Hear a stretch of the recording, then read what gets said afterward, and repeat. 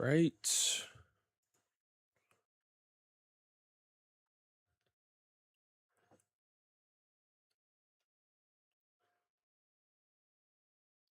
Let me see. Yo, what's up? What's up, everybody? What's going on?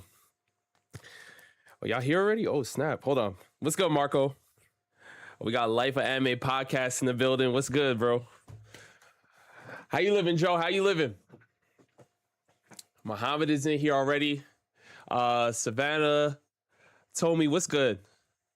Joel, what's up? Toxic Gamer, what's good?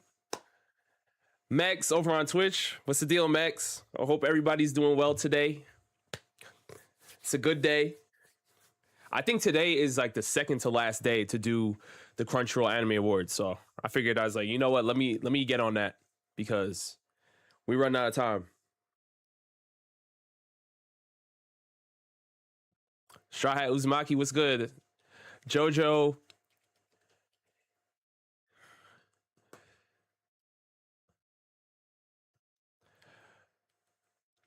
Yo, Rob, what you got winning anime of the year? Dante, we'll get to that. Because I'm gonna have to figure that out. Max, you said, Rob, you ready for them NBA playoffs? Absolutely.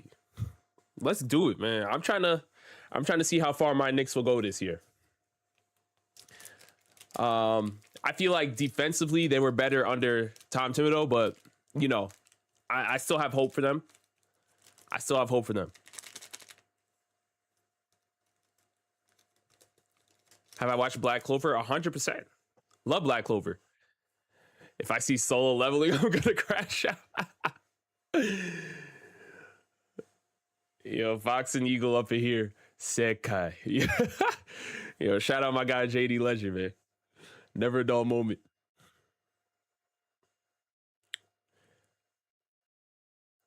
Oh, Pluto, you a Knicks fan too? Yeah. Yeah, we in here.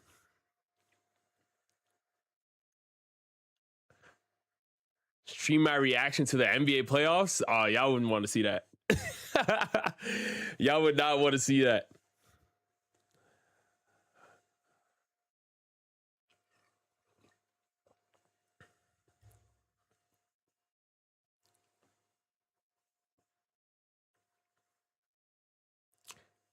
Vaz, what's good? Are you tickler said, Rob, are we voting for MHA? We'll see. Well, actually, it depends on the category. It depends on the category.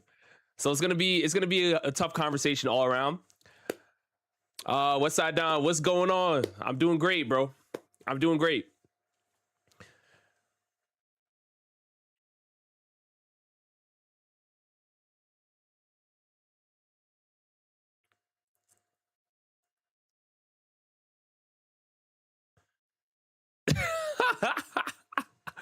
Now, what's that poster back there? Leave that poster alone, man.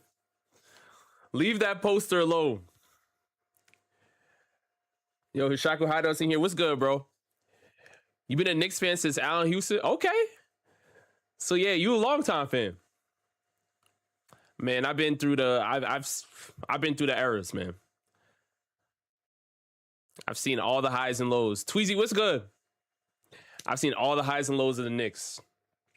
All the highs and lows. I mean, I'm talking. I remember. I went to a Knicks game with my dad, and this was back when Dirk Nowitzki was on the Dallas Mavericks. Never forget this day.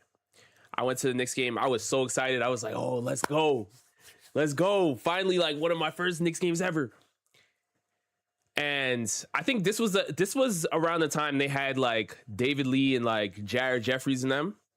Yo, Dirk was just unguardable. Unguardable. We got blown out by 50. It was just nasty. It was nasty work altogether. Like, Dirk has that one-footed mid-range. He just he torched everybody. And we lost by, I think the score was like 120-70. No lie. No lie.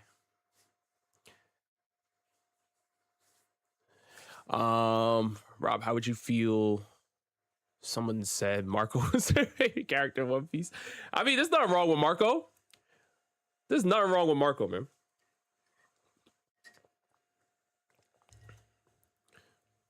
Angel Gabriel, what's good? Yeah, Mex, they would downplay Dirk for real. They would definitely downplay Dirk. Oh wait, hold on. Let me share some of my story real fast, and then we'll get started because there's a lot of categories that we have to get through, and we're gonna have to have some tough conversations today. Definitely gonna need to have some tough conversations. Let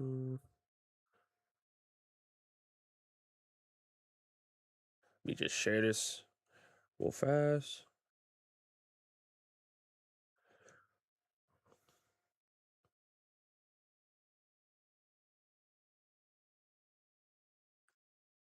Sadibo reigns supreme. Yup. But today's not the Sabo day.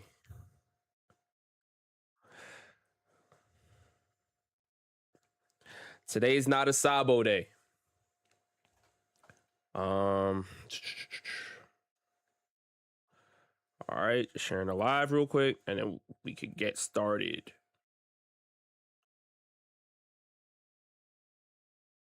All right, cool. All right. So I'm pretty much ready to get into this. I appreciate everybody that's here. And you guys need to, you guys need to let me know what times work for you guys when I'm streaming and stuff. Cause I really have no idea. Like I said, my Tuesday streams are earlier and then my Thursday streams are later in the day. But it really depends on like what works better for everybody else. But I'm trying though. I feel like it's cool to at least get, the early crowd on Tuesday and then the later crowd on Thursday. But some of y'all say it's too late when I stream Thursday, and some of you guys say it's too early when it's Tuesday. So I don't know. But Sabo versus Trunks, why that matchup?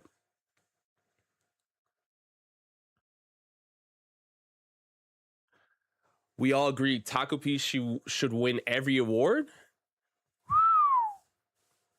All right. Well, it's finally time, y'all. It is finally time. We're doing Crunchyroll Anime Awards together. And oh, Max, your class is canceled? Okay, cool. Misa, you said every time you stream, you're at school? Oh my gosh. But it's either I stream too late or I stream too early.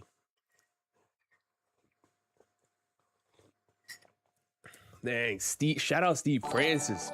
Damn. Steve Francis, man. That's and Stephon Marbury, yeah, that's sheesh.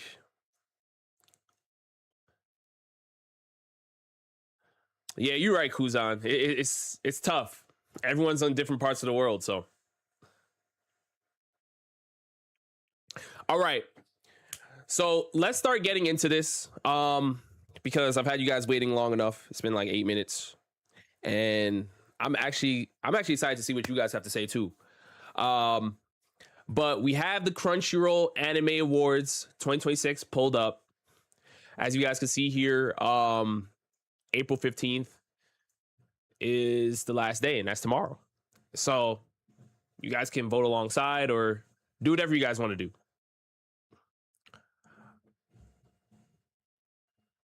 Yo, Keyshawn, what's good? Shakur, what's going on? What's going on? All right, we getting into this. All right, so first up, Anime of the Year. You guys can see all the choices here. Anime of the Year. Now, I'm gonna be honest with you guys, right? I think Anime of the Year is probably one of the toughest categories of all time, just because everybody has their own criteria of what they consider to be like an anime of the year. Some people focus on animation, some people focus on the fights, some people focus on the storytelling. And I feel like there's some great story when I'm looking at storytelling wise. I mean, all of these have some great storytelling. I'm more of a manga reader for Dandadan. So if we even just look at Dandadan, for instance, right? I'm more of a manga reader. And I love the Dandadan manga. I think what it talks about is amazing, and how it's able to blend multiple different genres together. I still stand on saying that Dandadan is a romance, it's a comedy, it's a thriller, it's an adventure. It's really like a great all in one. But I don't know if I would say it's anime of the year, because my favorite parts of Dandadan didn't even happen yet. Like season 2 was fantastic, but my favorite parts did not even come up yet. Gachiakata changed the entire game, I feel like, with its unique power system. And I love the diversity in the characters. And there's a lot more I want to see from the show. It's a little early. Right now, Gachiakata is fire, but it's early. It's very early for me. So I need to see more, but I loved it. I feel like, and I already see the chat, most people are going to say My Hero. And My Hero's final season was done very, very well. Obviously, if you did not like My Hero from the beginning, you're not voting My Hero ever, right? It's not gonna be like there's gonna be a change for you, right? But the My Hero ending, to me, because I was bought in to My Hero since the beginning, was a fantastic ending, to be honest with you. I feel like isn't there supposed to be like another extra episode on top of that too? I feel like there is supposed to be another episode, or to like show the time skip or something. I think I heard about that. But either way, My Hero's in here. Now Takapi's original sin was insane. It was so sad. It was so emotional. I don't. If you don't like sad anime, like it's probably not going to resonate with you. But yeah, so there is an extra episode coming out this year. Yes, this May. Okay, I knew I wasn't tripping. Okay, thank you guys for confirming, because I was like, I know I saw something about this somewhere. Okay, so cool. So we have that. So we have Takapi's Original Sin, which was a very, very sad anime. I thought like the way that like I just feel like the storytelling for Takapi's Original Sin was so beautifully done. Like I was on the edge of my seat every single episode. I would be lying to you guys if I said every anime here had me on the edge of my seat every single episode, right? Apothecary Diaries, another fantastic anime. And I love how like Mao Mao, when she first arrived, like was obviously looked down upon. They didn't understand, or they didn't even know that having her around would be so critical because of her knowledge to be able to heal people. Like they didn't really value it. And now it's the thing where she's like the most desired person. Really, right? And her friendship with Jinshi and all that, like I feel like it's a very cool thing to watch. The summer Hikaru died, I know about it, but I haven't seen it. So if there's any Hikaru fans here, my bad. After saying all of this, because we had to break it down, going back to this, I'm seeing some of you guys saying Gacha, some of you guys are saying My Hero. I'm going to be this is so tough for me, man. I'm gonna be honest. My favorite manga out of all these is Dandadan. I'm gonna keep it a buck. And I love My Hero, but my favorite manga is Dandadan. But anime of the year, it can't go to Dandadan. I read a decent portion of the Gachakusa manga. You're not an ordinary fella. Yo, Tiberius, thank you. You're not an ordinary fella. Appreciate you, man. Welcome to the Shonen Showdown Syndicate. I appreciate you.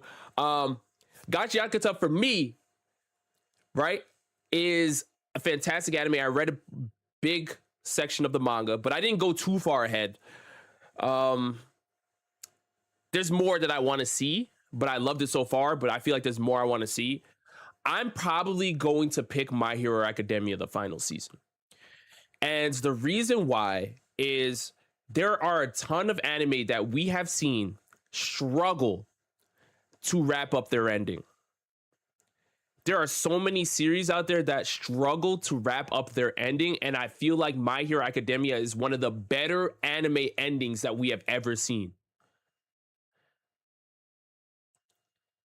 I really do. Like and we really have to look at it and understand that we got everything we wanted to see. We got the All for One backstory, the way that panned out was fire. We got the Bakugo character development, right? And we got everything we needed. And the main thing I was looking for, honestly, I was looking for the Todoroki family and how that was going to wrap up, how Dabi was going to, interact with Endeavor. And we got that. So for me, I feel like My Hero Academia final season, that's my pick. God Yakuza is right there. Like, I just need to see more. Like, for me, God Yakuza could really box with My Hero. It's too early. It's too early for me. So that's going to be my pick. Let's move on. Oh, dang. Hold on. What is this? Oh, I got to enter in. Hold on 1 second. Hold on 1 second. They want me entering critical info. Hold on. Let me put in my information real quick.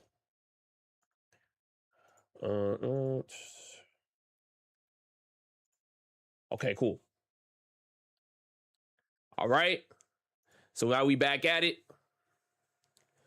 All right. So I locked in My Hero. If you're a God Yakuza fan, still shout out to you, bro. Mexa, don't be shy. All they want is your address. Remove Donna, that's crazy. Okay, film of the year. Film of the year. Now, here's what I'll say. I have not seen every single movie here. I've seen 4 out of the 6. So, Mononoke the movie, I have not seen. The Rose of Versailles, I have not seen. So if you have seen those, like, definitely put me on, educate me. But the rest I have seen. And I feel like all of these movies have they all have like their own unique thing that made them stand out, right? Demon Slayer, obviously, Infinity Castle was incredible visually, but it's Ufotable. Ufotable is always going to put up 100 points. Like, that's what they do. They're great animators. But on top of that, I feel like Akaza's backstory was probably like the best portion of that movie. And that was just like, that was peak. That's peak storytelling. And it made you actually, most demons in Demon Slayer, like, you really don't care for. Like, they try to make you care for them, but you really don't care for them. Akaza was one of those demons that everybody left the theater saying, I feel bad for him. I understand why he's a crash out. Right? So Demon Slayer was incredible. The Chainsaw Man movie, to me, was, again, I think Demon Slayer was a fantastic film, animated beautifully. But Chainsaw Man, the Reze arc, felt like it was more of like a complete film to me. The Reze arc was done beautifully. From the beginning, where Denji's meeting Reze, and to the end, when Makima packs up Reze. Like, it was beautifully done. It was more of a complete film. So obviously, those are the 2 standouts. Those are the most popular. I want to highlight, because I've seen 100 meters and I've seen Scarlet. 100 meters with the rotoscoping. If you guys don't know what I'm talking about, go look at 100 meters. Like, hey, it's a masterclass on cinematography. Like, and just animation in general. Like, 100 meters, I don't even understand how they fully did it, but I've never seen animation like that. Rob, we don't care. Just click. Demon Slayer is out of this world. Again, Demon Slayer is 100% the most popular movie. It's 100% the most popular movie. But if we look at what the Reze arc did as a complete film, there's a lot of people that left the Demon Slayer movie saying, like, that did not feel like a movie. there's a lot of people that left that theater saying it did not feel like a movie. Chainsaw Man felt like a complete movie. So again, going back to 100 meters, 100 meters is a fantastic story. Great animation all around. To me, I feel like 100 meters was definitely very slept on, but also, even though I do think it's phenomenal, by the way, I do feel like there was more, I got more emotion out of seeing the Akaza arc in Demon Slayer and seeing Denji kind of battle with Reze, where he's trying to figure out, like, does this girl actually have feelings for me? Because she's trying to kill me, and seeing that, like, I felt more emotion coming from their characters. But 100 meters is still a very, very dope story altogether. I just think, like, animation wise, like, that was the standout to me. Like, animation wise, it was ridiculous. And then there's Scarlet. Now, I know if you're in this chat, there's a high chance you have not seen Scarlet, because Scarlet is so underrated, it's ridiculous.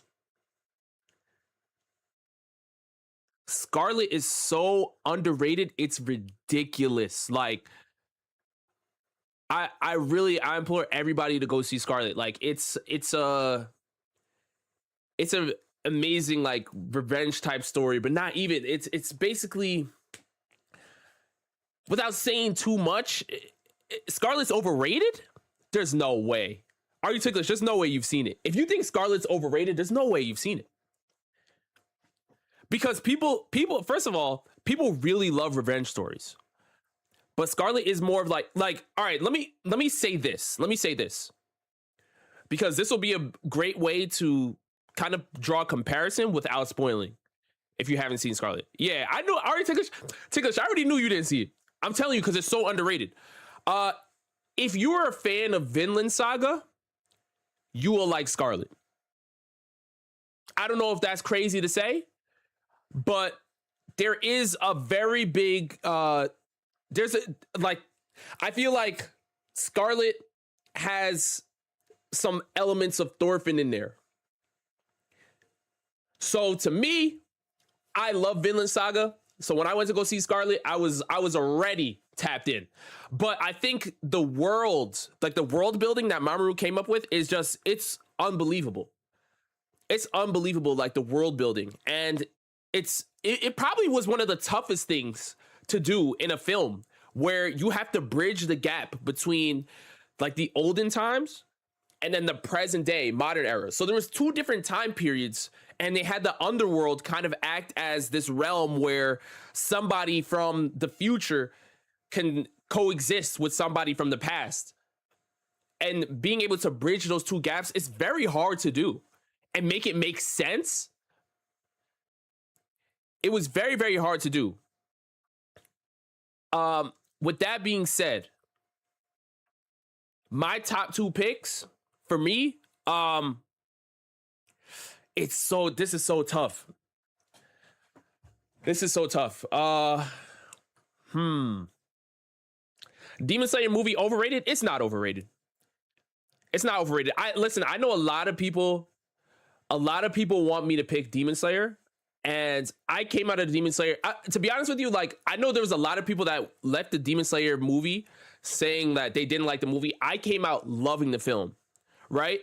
But when I saw Chainsaw Man Reze arc movie, I was like, oh, this felt like a complete movie, whereas Demon Slayer felt like it was a fantastic film, but it was very disjointed. Like, I felt like I was just seeing, like, multiple different movies, like, mashed together.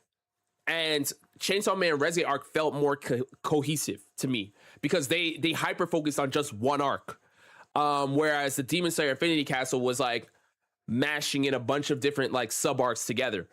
So it's not that I didn't enjoy it; I loved it, but I don't think it's like, it didn't grab me the way Chainsaw Man did as a complete film. But I love both of those movies together. Replay value to me, because that replay value also matters. Score matters. Scarlet was fantastic, y'all. Scarlet was fantastic. Marco Polo, what's good? I'm doing great.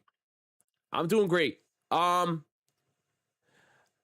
all revenge stories are good. Afro Samurai made it hard for me to like the main character. Yeah, but necessarily, y'all have to see Scarlet. For me, I really think it's gonna be between Chainsaw Man and Scarlet, and it's very, very close. It's very, very close. Man, I'm really trying to think because I might I might go with Scarlet. And I never really had to like break it down until this very moment, but because they're two totally different films. I just think that when I compare the endings, Scarlet's ending was better than Chainsaw Man's ending. And Chainsaw Man's ending was ridiculously good. Like the Reze Arc movie was ridiculously good. And that's why I feel like the Reze Arc movie stands out above, like it stands out even more than the Demon Slayer movie. Like it just has a fantastic ending. But Scarlet's ending was even better. Again, the answer is 100 meters. 100 meters is fantastic. Joe, I know you're an athlete, so I get it.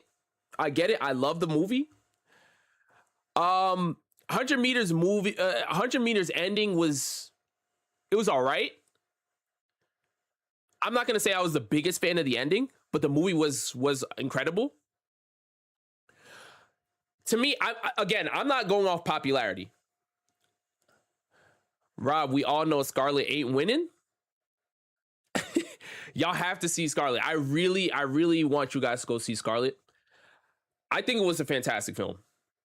I'm gonna go with Scarlet. I just think ending wise, if Chainsaw Man had a better ending, I would go with Chainsaw Man, but it doesn't to me. I'm gonna go with Scarlet. I know it's not the popular choice. I've seen 4 of these movies. If you've seen Mononoke and Rose of Versailles, apologize. I haven't seen those. But I'm gonna go with Scarlet on this one. Okay. That was tough. That was very, very tough. I'm not gonna lie. Woo! All right. Best continuing series. Joe, you said I clearly need to go watch Scarlet. Yeah, you do. Listen, that's what I'm saying. Like, a lot of you guys haven't you haven't seen Scarlet, so you're saying this, and I get it. But if you're a fan of Vinland Saga, I'm telling you, you will enjoy Scarlet. You will. Okay. Where is it streaming? I don't know. I saw Scarlet in theaters, so I don't know where it is right now. But you guys should definitely check it out. Okay. Best continuing series. Y'all know me. And if this is your first time coming to the stream, hi, my name is Rob. I have an anime channel called Shonen Showdown, and I'm a One Piece fan. Nice to meet you. I have no... Again, to me, it's tough because last year was Egghead. We got the Gorosei pulling up. We got the Vegapunk message going out. We got the road to Elbath. You feel me? Like, blood, stop the glaze. This is not glaze. This is being legit. Like, this is really being my fair self, bro. I'm being my fair self. Now, if One Piece was not here, right? Just hypothetically, if One Piece were not here, I would tell you that I'm looking at My Hero because, the final season, like I said previously, I thought the ending was beautiful. And then we also have Kaiju number 8 as well, which is peak. Solo Leveling, I feel like season 2 was fantastic. Great animation. Early on, I was on the edge of my seat too because I remember I saw like the first couple episodes in theaters when they did like the theatrical release, and I was on the edge of my seat. I was like, yo, Sun Jin-woo's coming in here ore farming. He's beating people up, killing them, and then making them join his shadow army. So I was like, that's crazy. That's crazy flexing. But I didn't like sit here and say, oh, I'm going to go back and rewatch the season. Rewatch the fights, cool. You can pull up the fights on YouTube, but I didn't feel compelled to go back and rewatch the season. Like One Piece, I went back and rewatched the Gorosei sections and all that stuff. Like when they popped out, when they transformed. My Hero, went back and watched Bakugo, right? Bakugo pop off. Went back and watched some other stuff. Down and Out season 2, like I said, it's not at the part I wanted. And then Spy Family smooth, but it didn't captivate me on the One Piece level. So if you're a One Piece hater, you're gonna look away, close your eyes. But we know what it is. It's me. I gotta stay true. So One Piece, best continuing series without a doubt. Best new series. Now, what's interesting about the best new series that we see here is there was not a lot of people on Sakamoto Days. I'm going to be honest. The amount of hype that Sakamoto Days had versus the popularity since its release aren't matched up.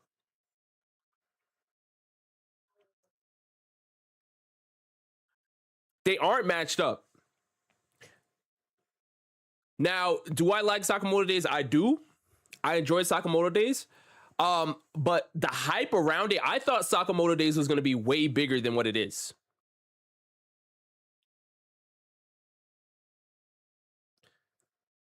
I really did. Now, out of all these series, I'm not going to lie to you.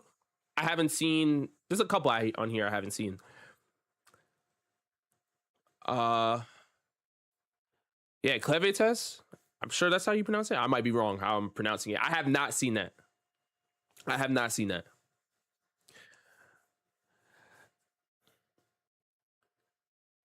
Yeah, I think Sakamoto is not it right now. Not for this year, at least. Yeah, Tarmy. That's why I'm like, yo, there was so much hype surrounding Sakamoto Days. I thought it was gonna be like the biggest anime since like JJK, and it just did not get there. For me, best new series, I'm probably going to pick Gachiakuta here. I think Kei Arana is a really, really good mangaka. Like she is like, you got to understand like the world building of Gachiakuta is so unique. The power system is refreshing to me. The character designs are also fire, and conceptually, like the show is called legit trash. And it ties in with everything. And out of all these series, like Gachiakuta, like I felt most compelled to make like a video on. You know what I'm saying? Because like the story gravitated towards me very, very much. So a lot, I should say. So for me, I feel like Gachiakuta's gotta get the W. Takapi's it's right there. Richard said you are biased because I didn't pick Sakamoto Days. What? Are we acting like Gachiakuta can't bang with Sakamoto Days? Yeah, I would go for Gachiakuta here. It's Uma Masume, but it isn't here. All right, but here we go. Gachiakuta for best new series. We got to do it for me.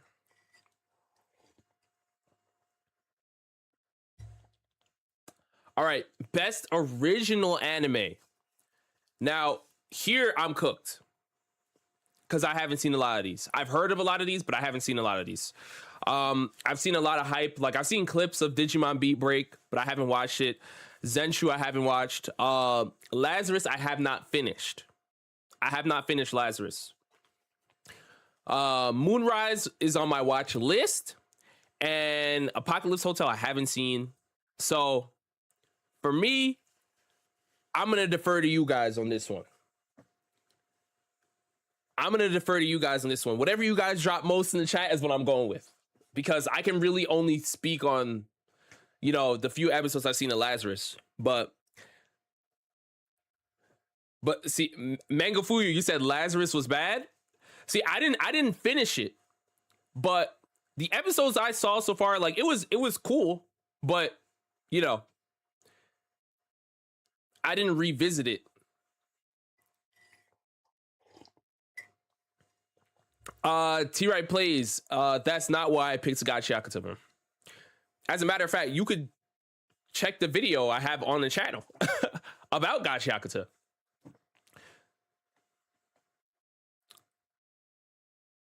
All right, Naka, you said Lazarus is perfect. Okay, all caps. Lazzy. All right, I'm seeing a lot of Lazarus here. So we're gonna go with Lazarus. Digimon Beat Break is hella good. I believe you. I've seen clips and the clips of Digimon look there, like it looks fire. I just haven't, I'm not up on it like that. So hey, everybody's saying Lazarus. So we're gonna go Lazarus here. All right. Not bad, not bad. Best animation. Best animation. Oh.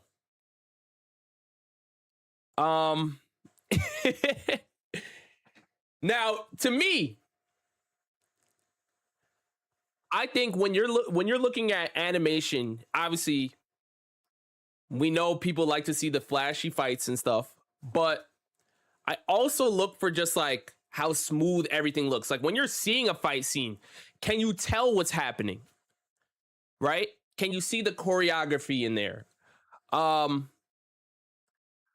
Is there consistency?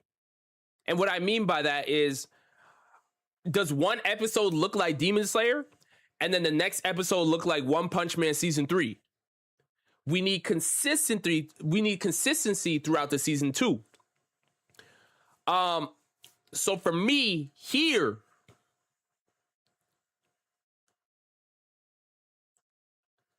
I'm going to be honest. There's only 2 that make it here for me. Only 2. Y'all are saying, yeah, Kuzan, you said Luffy versus Gorosei, Joy Boy Hockey, blah, blah, blah. One Piece got choreography. For me, like I said, One Piece is my favorite anime. Egghead, they had, again, I'm being honest, consistency matters. One Piece Egghead arc had moments that were fire, and then there are other moments where it was like, what's going on? I'm going to be honest. But that's just really Toei in general. Like, Toei will have a moment where they go ridiculously hard, and then they'll have a moment where there's like, nah. And I feel like Toei realized this, which is why they went on a 6-month break so that Elbaf looks peak. And how has Elbaf been looking? When you see what Elbaf has been looking like right now, that shows us what Toei is capable of. And I can't sit here in good faith and say that Egghead was getting the best of Toei every single episode, because it wasn't. The moments where like Luffy fought Kizaru and stuff, like, of course, but it wasn't getting the best every single time. To me, I feel like animation wise, Solo Leveling season 2 and Dan Dan season 2 are the standouts to me. Yeah, My Hero had the Bakugo moment, the flashy fights as well. It was there. My Hero was there, and it's very, very close. It's a close third. It's a close third for me with My Hero. But Dan Dan season 2, Gigi? Are we serious? Because even in the manga, like the whole Gigi arc and stuff looked great. But in the anime, oh my gosh. It looked incredible. Dan Gigi arc looked incredible. Like, Evil Eye, you were able to see every single frame, every single movement. Like, it did not look like, you didn't look confused while watching it. So I'm going to say Dan season 2 is there. And then obviously Solo Leveling, you have the major fights. And every fight in Solo Leveling looks amazing. But I will say with Solo Leveling, there are times where things are happening where it's like, you can't really tell everything that's happening on screen. Like when Gigi and when Gigi was well, I should say Evil Eye, really. When Evil Eye was fighting, you know, Momo Okudun and everybody, like you could see the entire choreography. It's kind of like even for Naruto, like even when Naruto characters are fighting very, very fast, you can still visually comprehend the movements. Solo Leveling is a lot of aura in the fights. And because there's a lot of aura, they're like, oh, they're moving so fast you can't see. And sometimes you're like, I don't even know like what's happening. Like, where did this Sun Jin-woo, like, is he on the wall getting blown up? Is Beru like over here? It looks cool, it looks flashy, but you can't sit here and break down the entire fight in a way where I could say Gigi used a roundhouse kick at this moment, because when you're watching the fight, you could visually comprehend it. And I feel like there's an art to that. Lloyd, you said, Rob, it's not about consistency, it's about the animation itself. But that is part of it. If you're again, Lloyd, we have to look at this here for an instance. We have to look at this here, right? We have animation studios being listed underneath every single anime. So Gachi Yakuza has Bones, right? And My Hero has Bones. Dandadan has Saint Saru, right? One Piece has Toei. Solo Leveling has A1. So like we're seeing every single studio is being mentioned here. If a studio can make a 9 out of 10 episode one day and then a 5 out of 10 episode the next day, that does matter. To me, that does matter. Sorio, you said it's not fast movements, it's lazy drawing. And it could be that. I don't want to disrespect the animators because I know it's a lot of work. So I don't understand the full context, but I feel like I enjoy fight scenes a lot more when I can comprehend or like visually what's going on. Like I can register that they're using a punch and a kick here, and it's not just big flashing lights and I can't see what's going on. And that's one thing I'll say Toei did well, I think, with Luffy's fight with Kizaru. Like, because Luffy fights in a very wacky way, but you were still able to see like the punches and kicks happen. And you were still able to register, and I thought that was great. And I feel like Dandadan, out of all these, did it the best. But then, you know, the Solo Leveling has amazing animation too. Like, you know, the lighting effects and the coloring. I feel like Solo Leveling stands out. It's tough. To me, it's either Dandadan or Solo Leveling. Brother Lock-in, we know it's One Piece. One Piece is my favorite anime. I would be lying to y'all if I said Toei did their best every single episode. I'll be lying. I'd be lying. Straight up. To me, it's either Solo Leveling or Dandadan. And it's tough. Nothing is beating when Saint Saturn got punched by Kuma the Goat. Yeah, Lloyd, but that was an amazing moment. That was an amazing moment. But that's what I'm saying. Like, when we look at Dandadan and Solo Leveling, like, you're getting those scenes more consistently.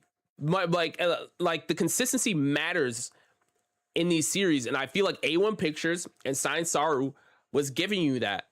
Which is why Toei made the decision to go seasonal. Toei went seasonal for this reason. If like we got to be honest, if Toei felt they were being consistent with their animation, why would they make the decision to go seasonal?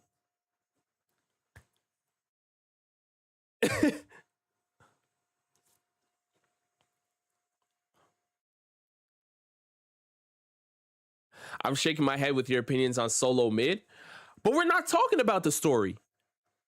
We're talking about animation. I know most people think Solo Leveling is mid, but that's always been tied to the story. That's always been tied to the story. Are we going to say visually Solo Leveling looks bad?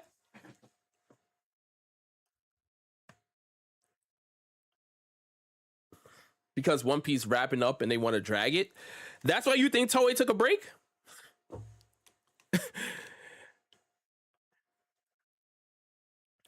animation is average. I wouldn't say it's average. I think Bones did an incredible job with the final season. I just think that Sain Saru with Dandadan, they took it to another level.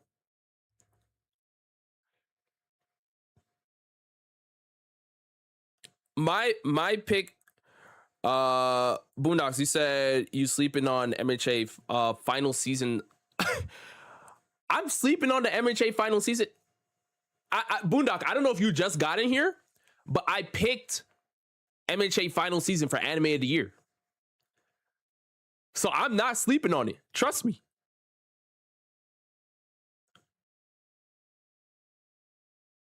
People hear more bias picking One Piece than Rob. Bro, it's again, One Piece is my GOAT. But I know for a fact Toei took a break to increase the animation and the production level, which is why Elbath looks unbelievable. Oh my goodness. Life Anime Podcast with the 50. Thank you so much. Shout out Joe, man. I appreciate it, man. Thank you so much. Like I said, I work for Joe, y'all. So I love this. Appreciate you. You said when we get to the music, bust out and sing Senorita for me real quick.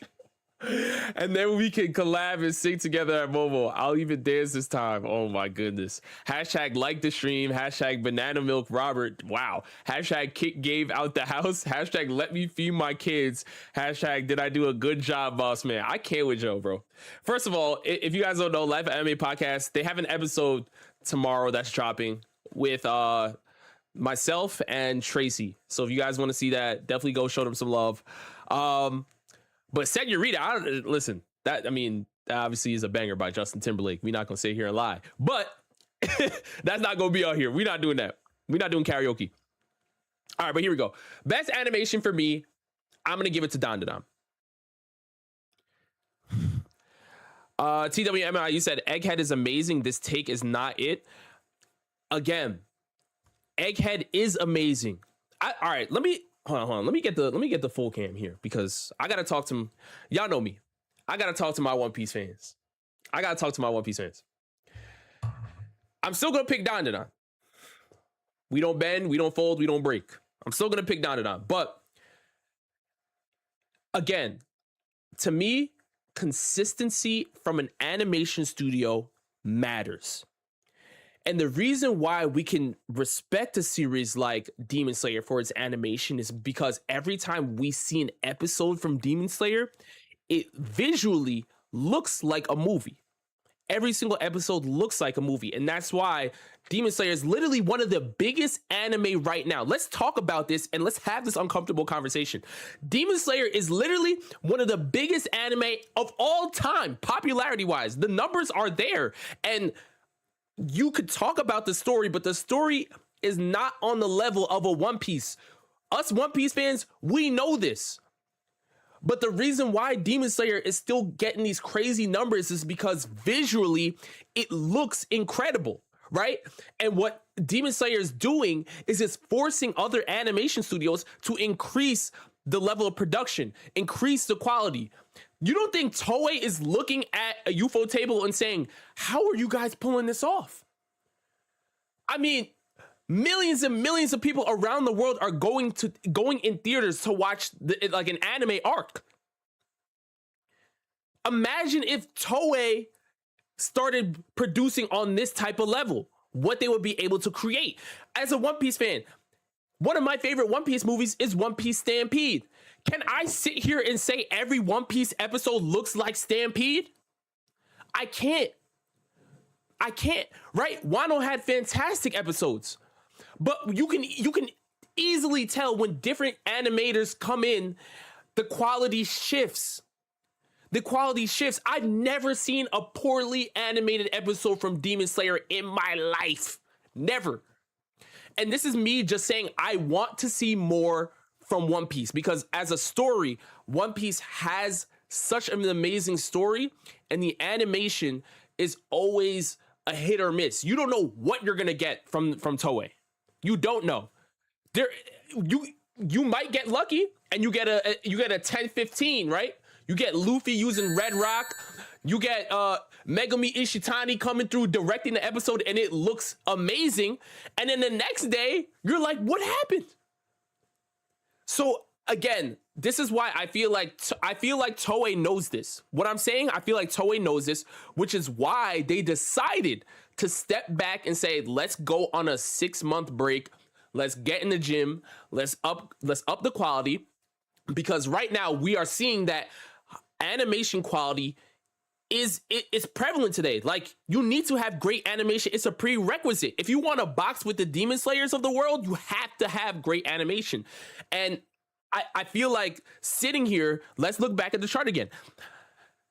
I feel like us sitting here and saying that One Piece has the best animation when we know visually Toei decided to go on hiatus is disingenuous. I'm gonna call it what it is. I feel like it's disingenuous. And I feel like Egghead looked great, but Dandadan season 2, come on. Solo Leveling season 2, I'm gonna go Dandadan. Now, I feel like for next year, Elbaf is probably going to destroy. I don't know how because obviously Black Clover is going to be dropping this year too. There's a bunch of anime coming out this year that, you know, whether it's continuing series or whatever, that are going to be looking great animation wise. But I feel like Elbaf is going to be, y'all will see. If you're a One Piece fan right now, you will see how much Elbaf will clear Egghead, because Toei decided to lock in. You're going to see. But I can't sit here and be like, oh, every episode of Egghead looked like Stampede. I'll be capping. You know what I'm saying? So I'm going to go Dandadan season 2 here. Again, I love One Piece though. It's my GOAT. It will always forever be my GOAT. If Toei went on hiatus, that means they know their animation wasn't hitting every single episode of Egghead. And it wasn't. There are moments where it looks great. Like the Gorosei transformation, it looks amazing. But every single episode was not animated to the best of their ability. It wasn't. All right. Oh yeah, Bleach is dropping this year too. So yeah, it's gonna be. But I think One Piece this year is gonna look amazing. Even the first episode, like with Bartolomeo and Yasop and that whole thing, it looks incredible. Like, are we gonna sit here? Like the sound design, just everything looked incredible. Like it already was clearing Egghead just off one episode. You voted One Piece, everything, and I don't listen. One Piece is I love One Piece, so I'm not going to, you know what I'm saying? All right, here we go. Best character design. Best character design here. Ooh. This one is a tough one for me. I feel like I want to go Gachiakata here. I feel like Gachiakata, the cleaners, the Raiders, just everything in general, like their outfits are so dope. But they're all very unique in a way where you're not watching it confused on what's going on. Oh, and by the way, my fault. Jordan, I missed your super chat from earlier. My bad, bro. I was in the mode right here. So Jordan, thank you so much for the $5 super chat. You said Celestial Dragon Rob, hashtag Banana Milkman, hashtag Shonen Syndicate Rob. I'll take a story like Takapi or Freeren 10 times out of 10. Hashtag hi Vince Smoke Joe Jones, hashtag free Marco.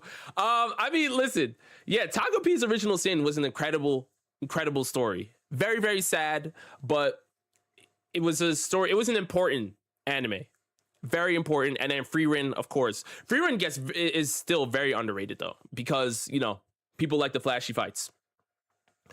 All right, so now we are back on character design here. I do think Dandadan has great character design. One Piece also has, like, let's talk about it. The Gorosei all looks menacing, right? The Gorosei all looks menacing. I think Luffy's Gear 5 transformation in Egghead, it looked even better than Wano in some parts, right? Bonnie getting the Gear 5 hype was great too. Then you have Apothecary Diaries.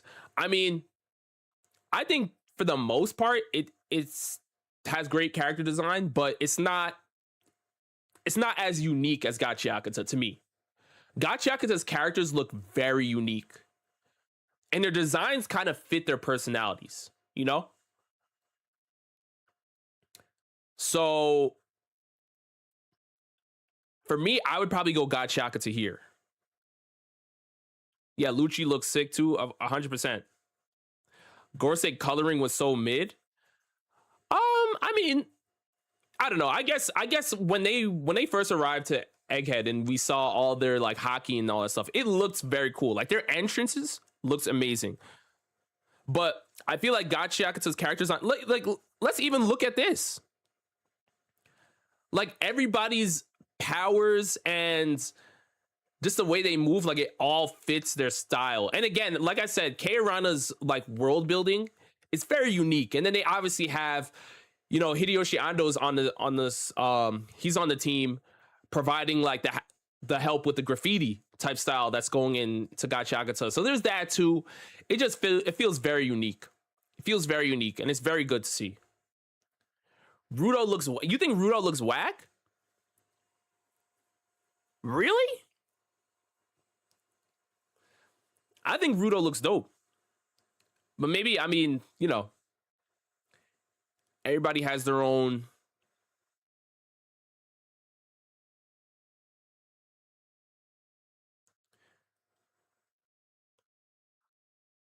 Yeah, so I'm going to go Gachiakuta here. Best character designs, Gachiakuta. And then, let's see. Best director. Best director. Now, I'm not too familiar with the directors. I'm not going to lie.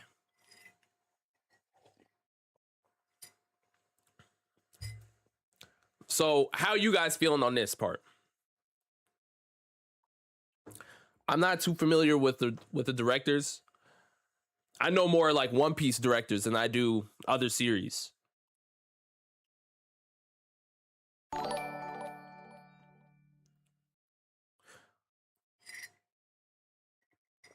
Yo, Dr. Applesauce, appreciate the follow, man.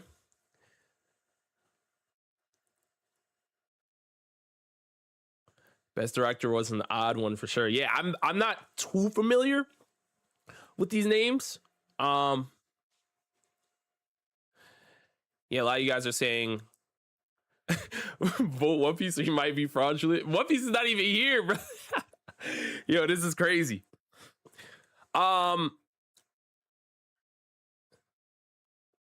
You put MHA?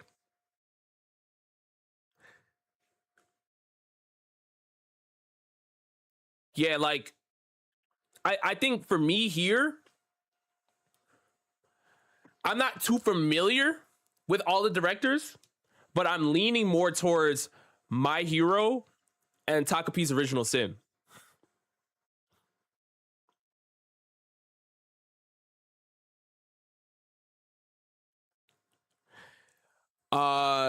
Dr. Applesauce, you said I had to choose based on the art direction and cinematography of the anime. Yeah, I mean, and to me, I feel like it's either going to be MHA or Takapi's Original Sin based off that, right?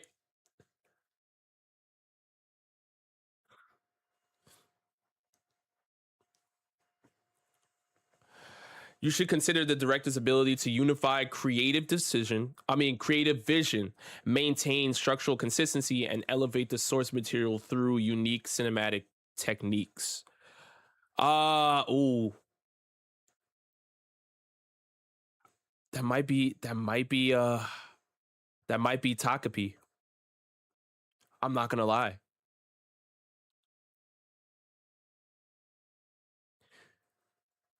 That might be Takapi. Marco, you said Dandadan is the most demanding anime on this list. It merges sci-fi, horror, romance, and comedy in a single episode. I'm with you on that because, like I said, I'm a Dandadan manga reader, and I've literally made a video talking about that very same point. But when you're talking about being able to convey storytelling through cinematography, like there are scenes in Takapi where it is completely silent and it feels like a lot is happening, you know?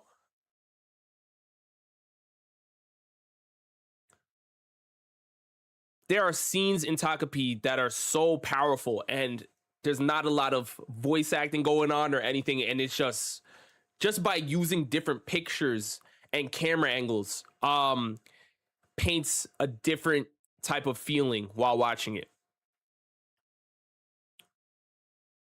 Supreme K said it's literally MHA. MHA is in the mix. Literally, Takapi's story was mostly told without dialogue, and that's where I'm kind of leaning towards Takapi. I'm not gonna lie. Takapi was done incredibly well, man. And it was a very short anime, but it was directed very well. You need to watch Takapi. You do. Listen, here's the warning though. It's very sad. Takapi is very, very sad.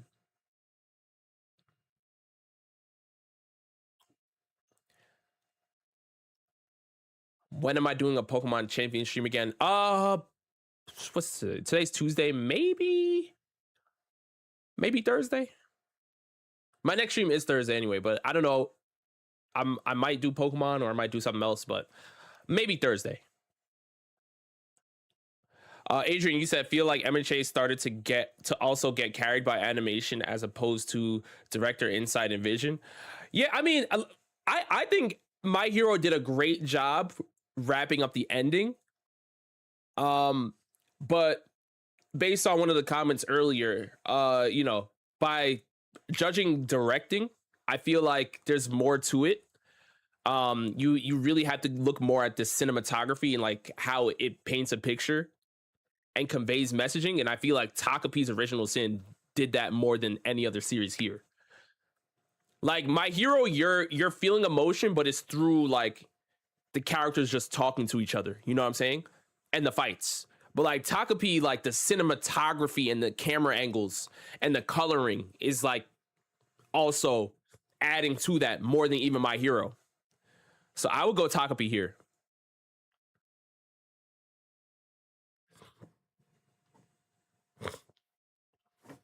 Dr. Appleside, you said, I mean, the last season of MHA was finishing out the story and wrapping it all up. I think it deserves anime of year, but not necessarily best director. And I'm with you on that. I'm with you on that. Now we have best background art. Best background art. For me,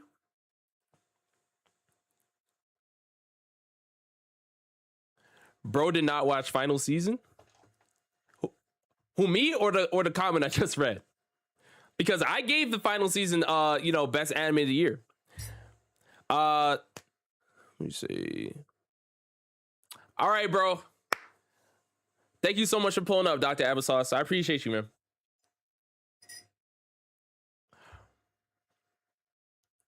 Now, best background art, I think it has to go to Gachiakata here.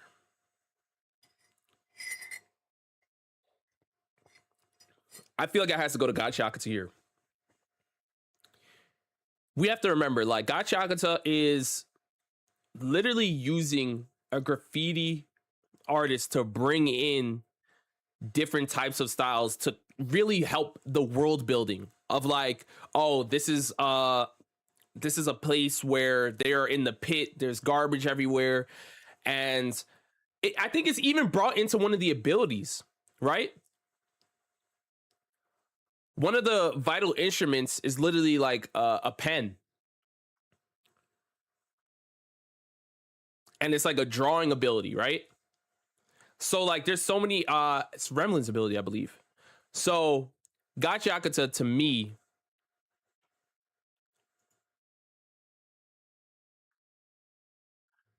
Cascade, you said, Rob, you're doing too much on Gachiakata. It's too early.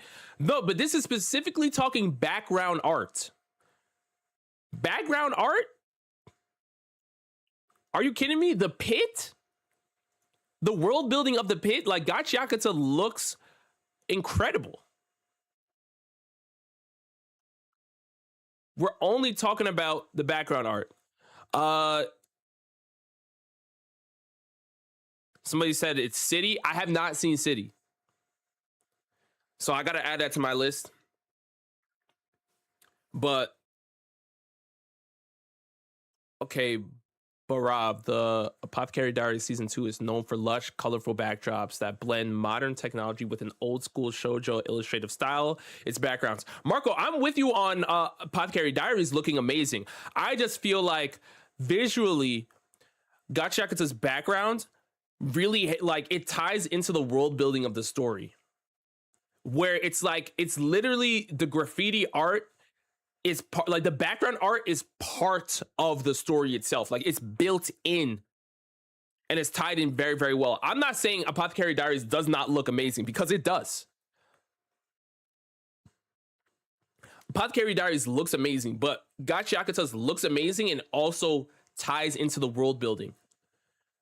Like it's not just there to kind of set the scene of like the time and place the story takes place, but it's more about the vital instrument of the artwork as well.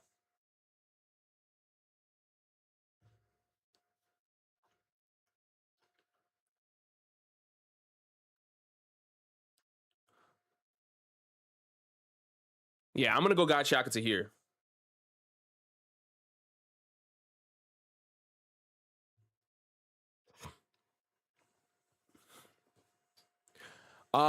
Best romance. Best romance. I'm gonna need y'all help with this. I haven't seen. I mean, I love the fact they included Dandadan here because Dandadan is also a romance. Aaron, you said it's the fragrant flower blooms with dignity. I have not seen that series. I have not seen that series. My Dress Up Darling I know about. Blue Box I know about, haven't seen. A lot of you guys are saying Fragrant Flower. Cascade said you're Darling? Okay. Blue Box or Fragrant Flower. All right, a lot of you guys are saying Fragrant Flower. So I'm gonna add that to my list too. I see it was done by Cloverworks. Okay.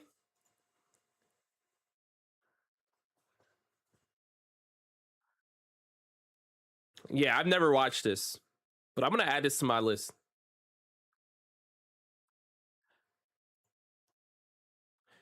We're gonna go Fragrant Flower there. Okay, best comedy.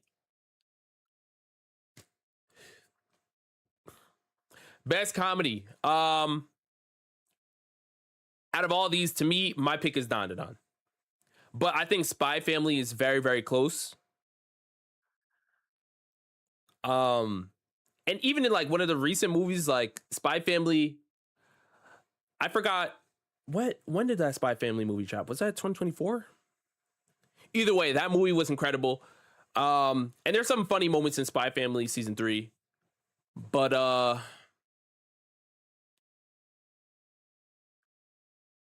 I think Dandadan is funnier. Because here's the thing. Like Spy Family is funny, but it's funny when Anya's there.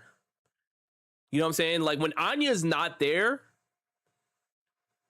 it's not as comical, I feel like.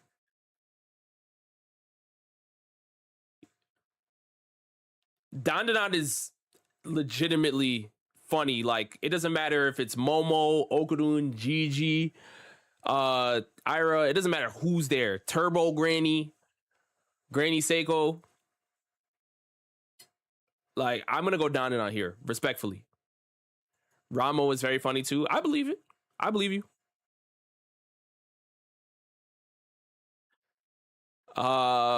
Kuzimbo, you said sometimes you don't get Dandadan comedy. I think it's these choices are not good at all. Weak year for comedy. I mean, I feel you. Yeah, I feel you.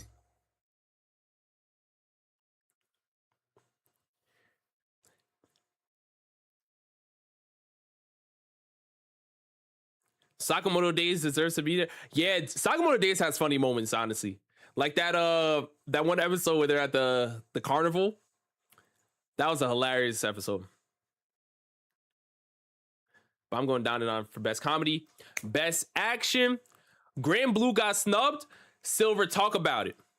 Grand Blue is hilarious. Grand Blue is hilarious. That's like in my top 3. Best action. Now we get to talk about the hands and the fighting strictly. The explosions, the boom boom.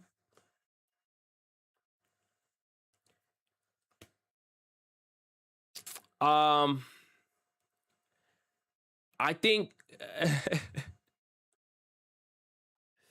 this one is super, super tough. This one is super, super tough, man.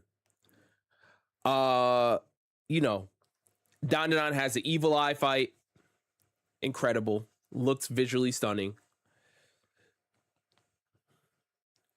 You know, Gai Chakata, we already kind of talked about it, but the unique power systems with the vital instruments, it's good. Obviously, everybody loves Jabber. Is it best action? Can't give it best action, respectfully. Kaiju number 8 is in the running.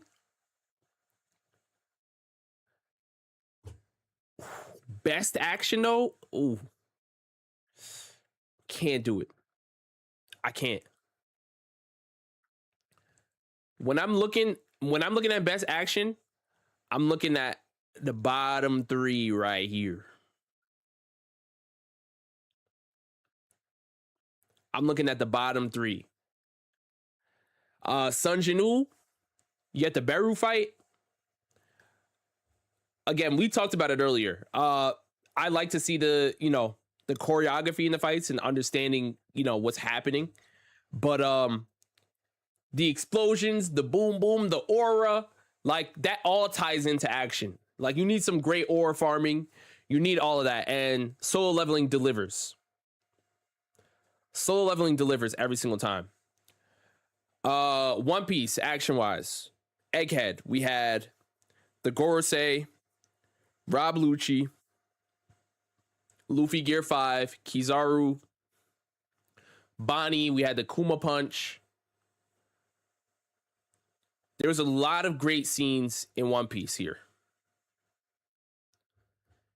Then My Hero final season, we have the Bakugo moment. We have All for One getting max powered. Shigaraki fighting against everybody. Basically, it's Deku and every single hero that's left to help out. This is so tough. All right, Max. I appreciate you stopping by, man. Enjoy that Barcelona game, bro. Yeah, they'll probably come back, man. You know Barcelona got it. Bakugo fight clears? Wait, Mango, you think the Bakugo fight is...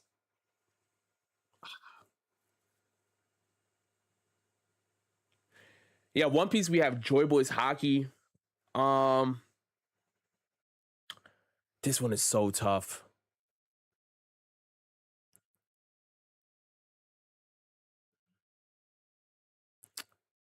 This one is so... I got to find a way to really narrow this down because... Yeah, the Bakugo fight was incredible.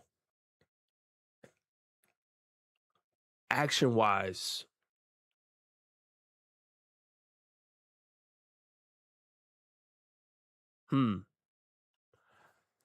Here's the thing.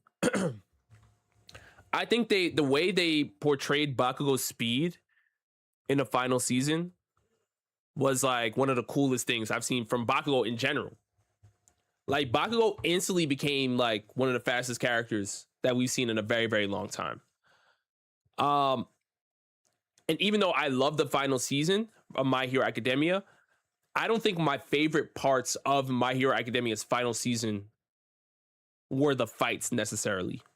It was the story arcs being wrapped up in a great way, where Bakugo saw Deku in the hospital room and said, he was crying because his rival is now, has no more quirk.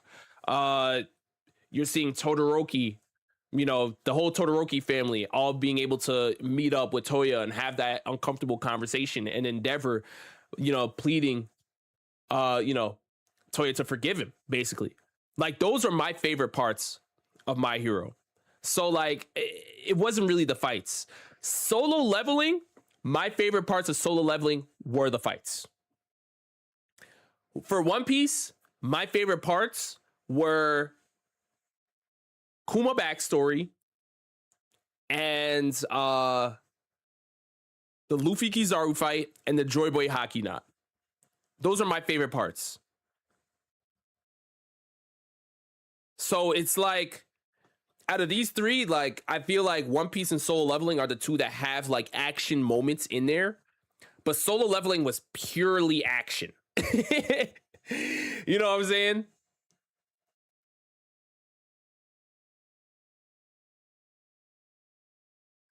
I don't want to be rude, but your favorite parts of MHA not being the fights doesn't make the fights go away. No, it doesn't mean the fights are bad.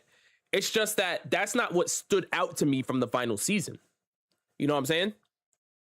I'm looking at it saying, like, Solo Leveling, the fights are what I remember. TWMI, you said that's all Solo Leveling has? It really is. Like, Solo Leveling is there for the fights. One Piece has the moments.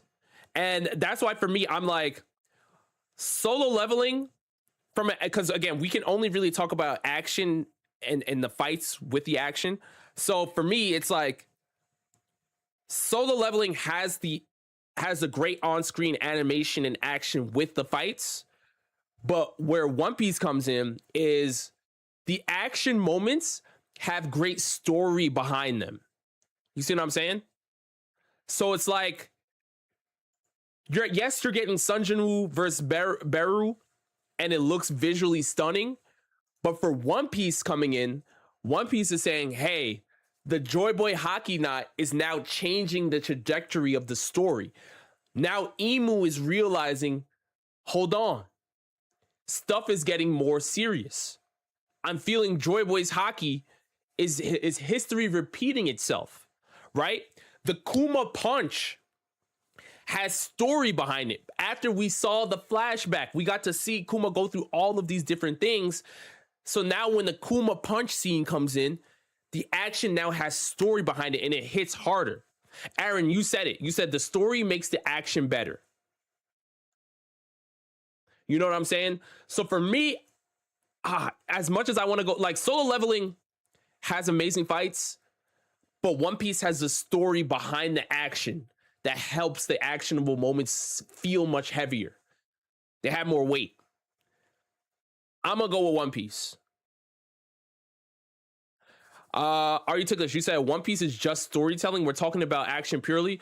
But here's the thing though. Can we not say that story helps the action? Right? Supreme Key, you said horrible take. Which is a horrible take? The Solo Leveling take?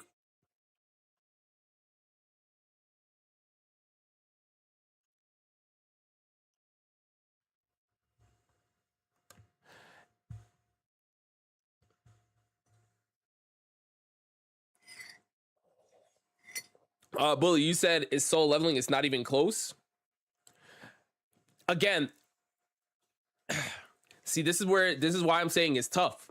It's tough because I get what the Solo Leveling fans are saying. I get what you guys are saying. You guys are saying that visually, you know, Sanjinu versus Beru looked incredible, and it did. From an action standpoint, it did. But so did Kuma punching Saturn. From an action standpoint, that also looked incredible. But the reason why the Kuma punching Saturn is going to stand in people's minds a lot longer than Sanjinu versus Beru is because of the story behind it. You see what I'm saying? Solo had a 10 out of 10 fight almost every single episode. It's so tough, man. TJ said One Piece was the perfect choice for Rob. It's very, very tough.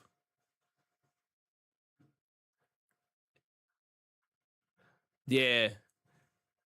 It's very, very tough. I'm gonna go One Piece, but Solo Leveling is a close second.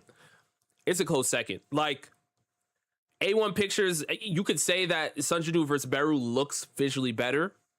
Um, but I feel like because the story is behind the action, it also kind of helps it too. Like, and I'm only looking at the action moments in One Piece. I'm the Kuma punch, the Joy Boy hockey knot. Like the story behind it helps it. It really does. Like Solo Leveling, your fights look great, but I need a stronger story on the action. I do. Galileo, you said Lucci versus Zoro looked better than Beru versus Jinu. Ooh, that's gonna that's gonna be the tough one. I'm gonna go One Piece there. Best isekai anime. Best isekai anime. Oh, I see ReZero's here. This is very tough. This is very tough.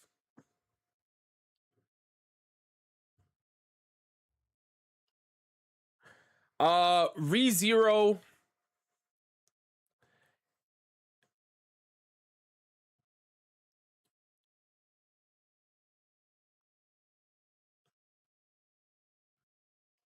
ReZero versus dang. My gosh. Cause to me, I feel like ReZero immediately stands out because it's probably gonna be the most popular one here. You know, obviously people love Konosuba and stuff too. But to me, I've had a chance to watch a few episodes of Disney Twisted Wonderland, and I feel like that is also very cool to watch because it kind of has that Kingdom Hearts feel of like you have the main character being brought into this Disney world where it's basically like it's a magic school, so you're gonna get the Harry Potter themes of like Hogwarts or whatever. But instead of having a Gryffindor house, it's now a house of Ursula, right? Ursula being one of the Disney villains now has her own house of magic, students, and I feel like the Twisted Wonderland world was done very well. But if I picked Twisted Wonderland, it would strictly be for the world building and my love for like, the Kingdom Hearts type stuff. ReZero as a story is more complete. I'm going to be honest. Twisted Wonderland is smooth. ReZero is more complete, man. Way.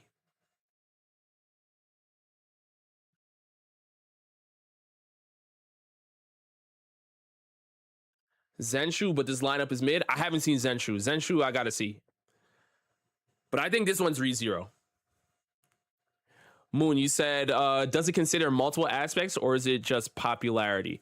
I haven't been going off of popularity, but obviously popularity is most likely what's going to determine who wins the anime awards this year. One Piece is my favorite anime, so if I just went in picking One Piece every single time, like it would be disingenuous. We gotta be fair. I think this is ReZero. ReZero best isekai, best drama. I already have my pick.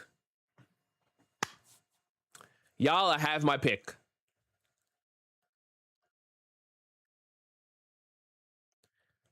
And it might be unpopular.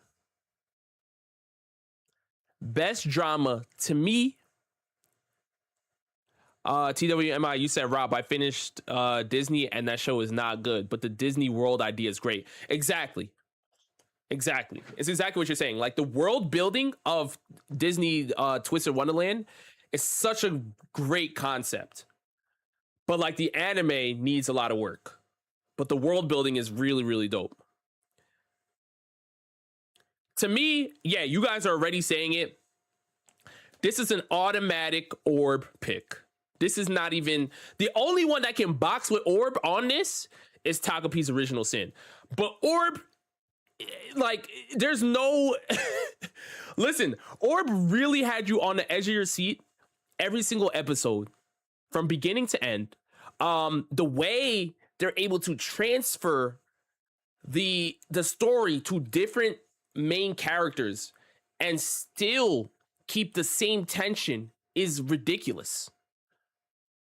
Like, I'm talking, like, if you're a fan of series like, let's say, like Castlevania and stuff like that, like Orb is able to have that, but also keep it very educational as well. I mean, it's talking about speaking against the establishment or trying to spread the word on knowledge that the world looks at as, you know, sacrilegious, witchcraft, blasphemy, right? And Orb just does an incredible job. Like, I just, you know, Takapi's Original Sin, yeah, it tugs at the heartstrings. It's very depressing. It makes you sad.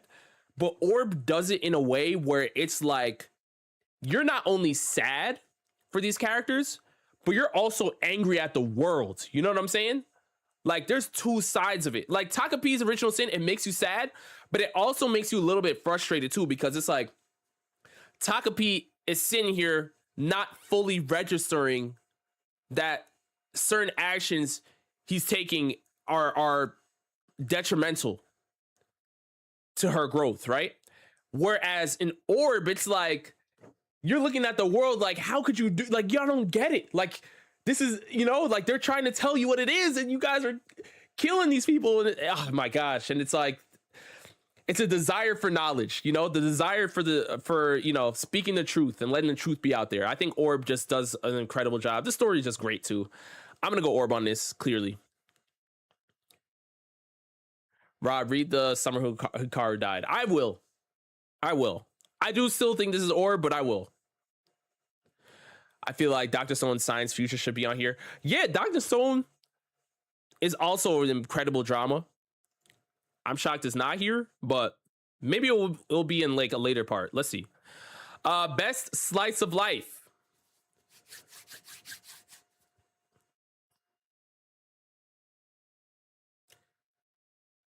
Best slice of life. Would it be Spy Family?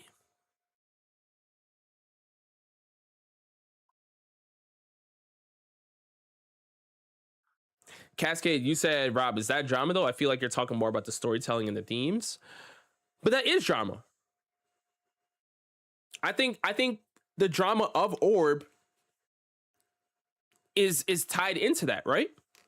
Like, into the people fearing that the truth will get out, so they are doing the best they can to, you know, quiet people that are seeking the truth about the world and the movement of the earth, right? I'm trying to say it without saying too much, because then I'm spoiling it for people that haven't seen Orb, right? But Orb was fantastic. All right, so best slice of life. I'm seeing people say City. Some people are saying Spy Family or Fragrant Flowers. Cascade, you said it's not a slice of life. It's about spies and assassins.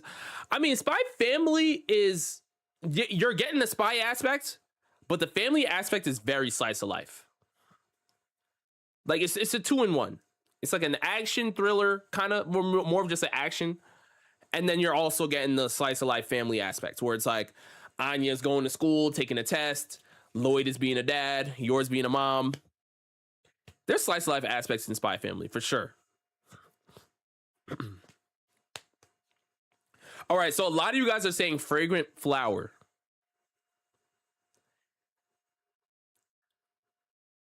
What is Anne Shirley? I've literally never heard of Anne Shirley. So I can't speak on Anne Shirley at all.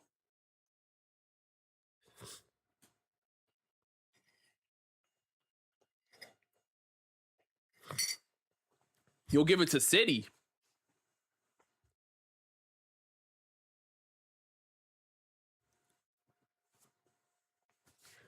Okay. Blue Box felt like I had more aspects. Okay. Yeah, so I mean, a couple of you guys said Fragrant Flower, but I'm seeing a lot of people saying City. I haven't seen City. We'll go with City, but I'll check it out. Because a lot of you guys are saying City the animation. So I'm going to go with City.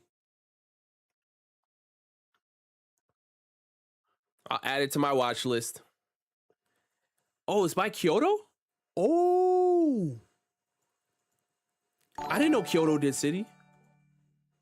Okay, yeah, nah, I gotta watch City. For sure.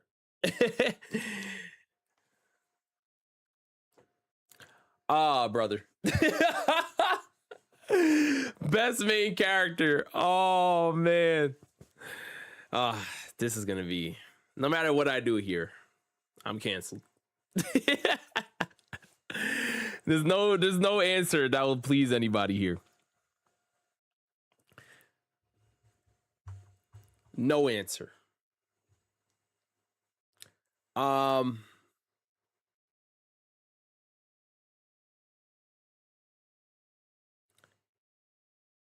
my goodness. Let's start off with Deku. Yeah, this is cooked. You're right, Tarmi. This is very, very cooked. Let's start off with Deku. A lot of people called Deku a crybaby over the years, and I feel like sometimes that was justified, but when you see Deku go through his vigilante arc and you see how he deals with the negative parts of being a hero, and he kind of had to go through the rough patch of thinking like, all right, is this something that I can figure out on my own, because I don't want to involve anybody else. Let me put the pain of the world on my shoulders and try to figure this out. I thought it was very, very good for Deku's character development to realize that you can't do this alone, that people are there with you, and Class 1A coming and helping him out. Like, I thought it was just beautiful. So for me, I know most people still think Deku's a crybaby. I think after the Vigilante arc, Deku's character arc was way up here. Like, his development was incredible. I love that for him. Mao Mao, man. Mao Mao is such a dope character too. Like, she is... I love how, like, Mao Mao really is, like, smarter than everybody. But she just, like...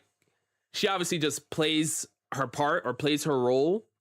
But Jinshi's always there to be like, Mao Mao, come on. Like, I know you know that I know that you're smarter than everybody. So I'm not going to let you play dumb. I'm not going to let you just hide in a corner somewhere. You are meant to be here. Like, you're a very smart character. You're a very, dope person to be around. And I think Mao Mao is very goated in that aspect. The way she goes about helping people that kind of devalue her, So Mao Mao, I feel like, is great. And then we have Momo. The Chill Introvert, thank you so much for the super chat. You said Deku's journey was an actual journey. Stop the slander. My boy is the J. Cole of shonen anime protagonist. Let bro cry. He's earned his tears. Honestly, that's not a bad comparison, bro. But he is, and I respect him. I respect Deku. I know a lot of people don't like Deku, but hey, Deku's a fantastic character. Now, for best main character, let's continue. We have Momo and we have Okarun here. Now, for me, like I said, I'm going to say the same thing that I said earlier on for Dandadan, is that I think Momo is one of the best, female protagonists. Like, really. And I mean that sincerely. But at the same time, we're only looking at the anime. We can't go into what we're seeing in the manga. And what I've read in the manga, Momo and Okarun have a lot more hype to them. There's a lot more that they do, and you see hints of it earlier on in seasons 1 and 2, but there's later stuff that Momo has to do. And I feel like even one of the better villains in Dandadan, once they get introduced, you'll see why Momo's such like an important character to being kind of like the next up after Granny Seiko. So if this were a manga thing, I probably would go with Momo. But this is only anime. I can't go with Momo and Okarun here. For me, Rudo, some of you guys are saying Rudo. I think Rudo is... I need to see... because he's in the process of developing, right? But I feel like I need to see a little bit more from Rudo. I'm not gonna lie. Like, his backstory is very touching. It makes you feel for him, but because of his anger and the revenge, it's very hard for him to. The Apollo on the Moon, thank you so much for the super chat. You said it's Deku quite easily, and I don't even like MHA that much. You pretty much already explained why he wins. Apollo, he's in the convo, but I feel like the Mao Mao fans right now are spitting too. They're spitting too, so it's very close. Like, I can tell you right now, Sunjinu, you have great aura. We get it. You were disrespected, and you turned that on his head, and you became stronger, and you aura farm, right? But I can't give it to Sunjinu. You said, Misa, you said just read the manga, Rob. Rudo gets way better. I believe you. I'm not like far into the manga, but I did read a bit of it. And I believe you because I covered it in my video too. Like, Rudo is a dope character. But again, we can only go off of the anime, which is why I'm not picking Momo. If we were allowed to pick manga characters, Momo would be my pick, personally. Yeah, Sunjinu has zero characterization. Get him out. Yeah, he's out of here. Sunjinu is out of here. So for me, I feel like this is either Deku or Mao Mao. And this is really just what's your flavor, you know? Like, Mao Mao is a dope character from the jump. And she kind of has that. She's one of those characters that when she's there, like, she has a lot of control over the situation. It's kind of like when you're watching, like, for instance, when you're watching like Classroom of the Elite, right? When Aina Koji's in the room, it's like, even though it seems like he doesn't have control over the situation, it's like he does. He just acts like he doesn't, you know? And that's how Mao Mao is. When you see Mao Mao on screen, it's like she has control over the situation, but she just acts like she doesn't. But Jinshi's always there to be like, nah, I know. Everybody else is dumb, but I'm not dumb. I know. And I feel like it's very, very cool to see that too. So for me, it's between Deku and Mao Mao.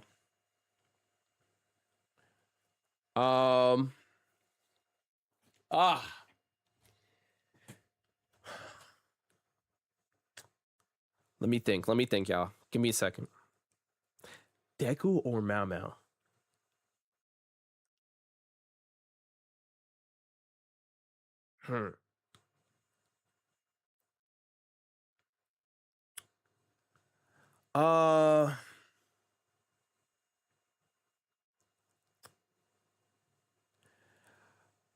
Jah the Almighty, you said this was really Bakugo's season though. If it were Mao Mao versus Bakugo, I'd go Bakugo, but not Deku. I think last season was more of Bakugo's than it was Deku, but I think Deku became a great character because of his growth after after his vigilante arc. TWMI, you said Mao Mao makes the show. She does. It's also her dynamic with Jinshi though too, because Jinshi is one of the most popular characters out of that show also. So it's both of them. But whereas when you think of My Hero, it's really All Might. You know what I'm saying? Yo, Scoot, what's good, Scoot? Long time no see. You said it's Deku. Bro, it's this is so tough. I low-key want to flip a coin, but Are You Ticklish? You said if we're talking about this season Deku, it's not him. But it's still like, yeah, this arc was more of Bakugo in the final season, but Deku still did a lot as well. Remember, Deku had to actively make the decision to want to try to save Shigaraki from himself. And the way he handled that, plus him having that conversation with Bakugo as well, and still having, Bakugo is still continuing on as a hero, even though his rival is now quirkless, is great too. Bakugo had 2 episodes. Deku had the whole season.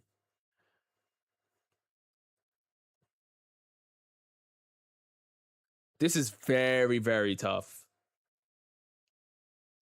Because I'm also...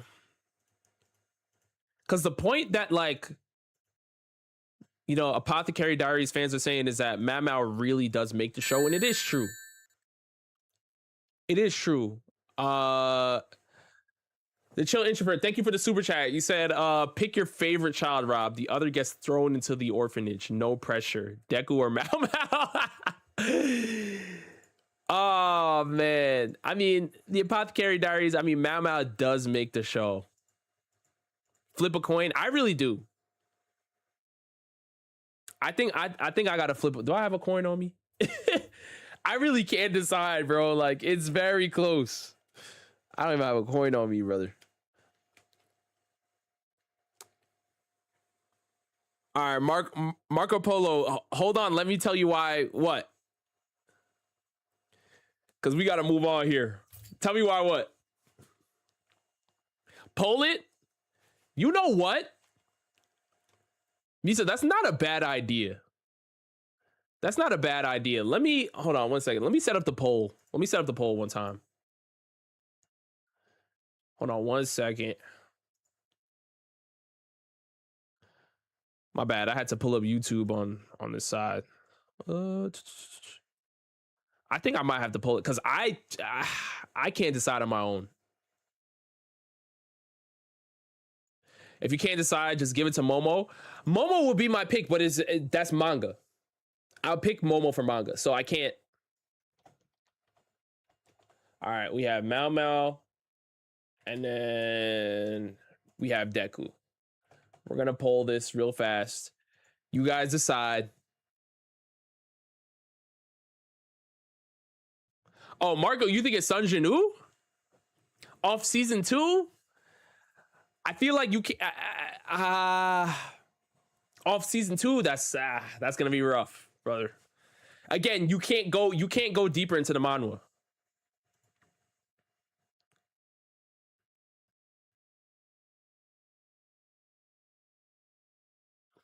So, bro, it's tied. After a minute, I'll end it. So,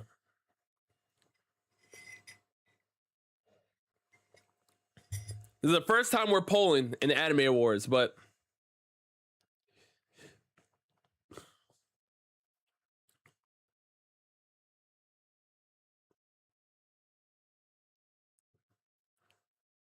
why is Luffy not there? Ask Crunchyroll. Ask Crunchyroll why Luffy's not there. All right. A minute is up. I'm going to end the poll in 3, 2, 1. Wow, that is very, very close. That is very, very close. So 56% of you guys said Deku. 44% of you guys said Mao Mao. We're gonna go with Deku. I'm happy with either choice. I'm happy with either choice. That was very close though. We're gonna go with Deku and move on. Best supporting character. This, in my opinion, has to go to Bakugo.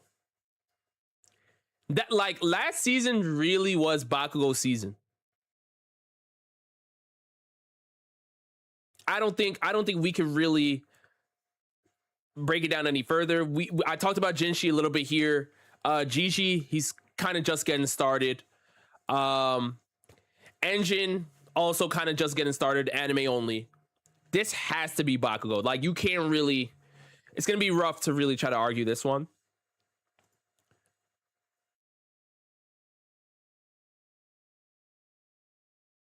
Yeah, everybody's saying Bakugo. Yeah. So I'm gonna go Bakugo here, without question. He got the character development that I needed to see in this arc. Bakugo, best supporting character, locked in. Must protect at all cost characters.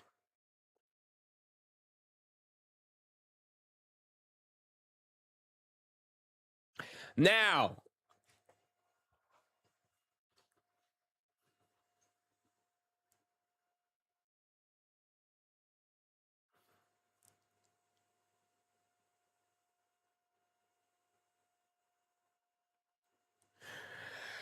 oh gosh.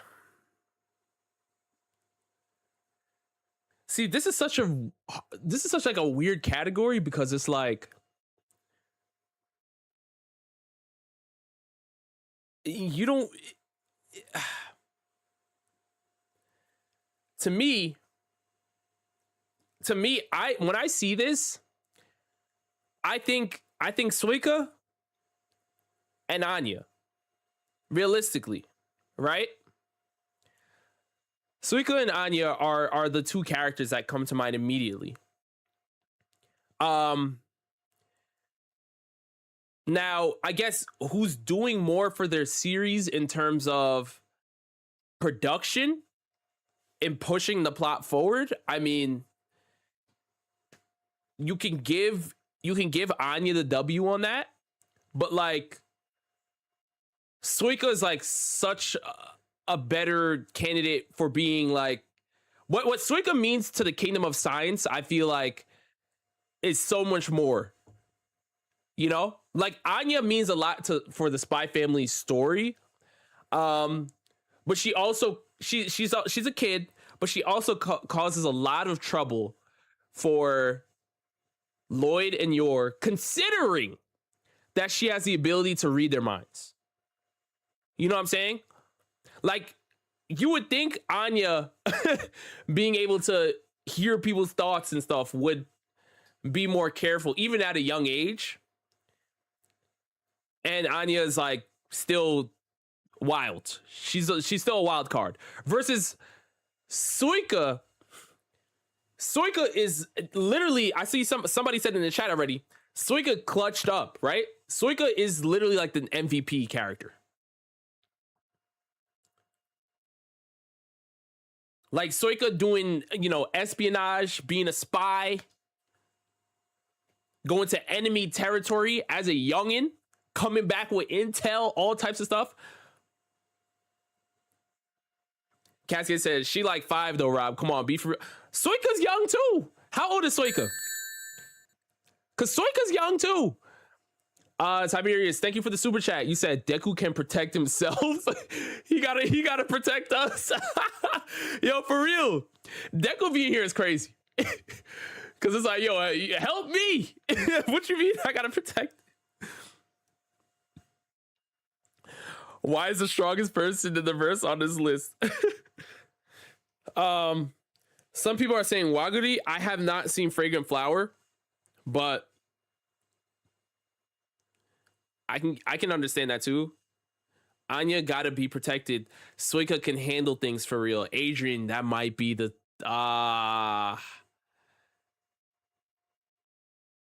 yeah, I'm sleeping on Waguri. Yeah, I have to see the anime. You guys are asking for the poll. All right, I guess I can poll this one too. I'll poll this one. Here we go. I'll poll this one too. You said Waguri, Suika, and Anya. I don't think Takapi really.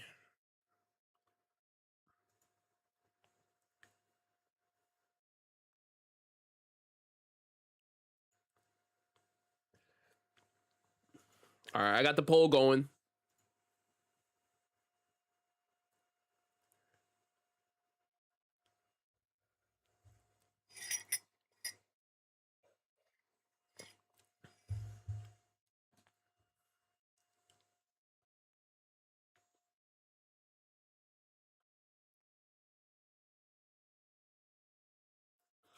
This is Another tough one.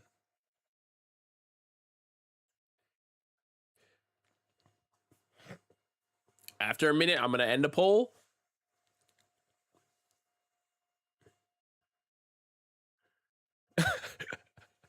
Takapi, aka Welcome Down, is crazy. Rise Drift, what's good? Naka, you said, did I watch episode 1157? I didn't get to yet. I probably am going to watch it after stream. That big ass lazy town to come. Hey, shout out Sporticus, man. You got one of these, huh? All right, it's been a minute. I'm ending the poll right now. Oh my gosh. It's a tie. It's a tie between Wagari and Anya. We're going to have to poll again.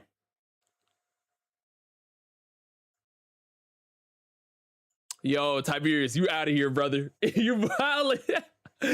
You're crazy. All right, we're going to have to poll again. Wagari versus Anya. It's tied. Wow.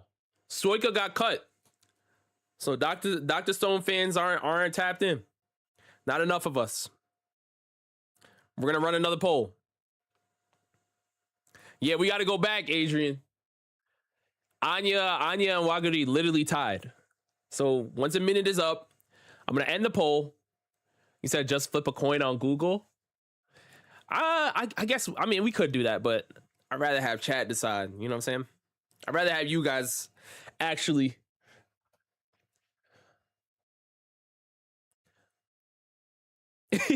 I will not vote.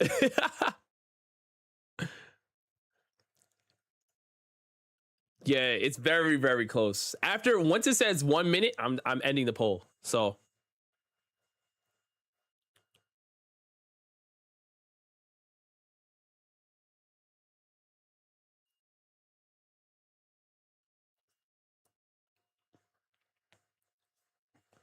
man, it is so close.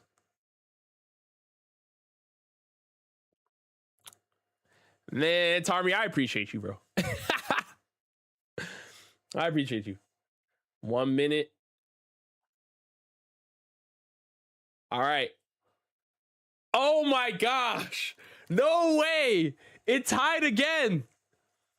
All right. We're going to have to flip a coin. We're flipping a coin. Wow. It tied again.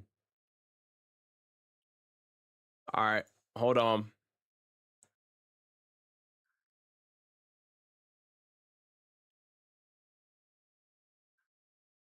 All right, here we go. So we're going to flip a coin. I can show y'all the coin flip. Just so y'all can see. All right. So we're going to do heads, Anya, tails, Wagari. All right. Let's go.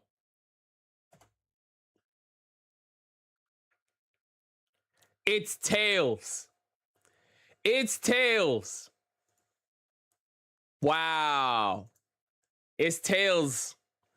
We're going Wagari. We're going Wagari, man. I gotta see this show. Fragrant Flower. Wow, I gotta see this show. Wow. Anya lost out.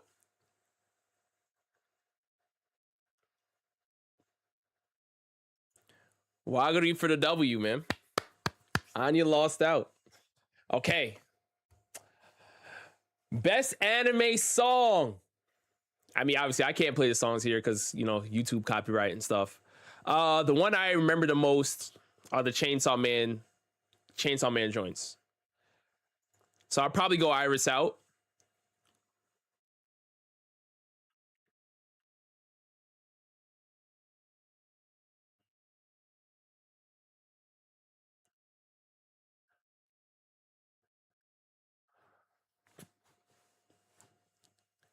Pick Reawake.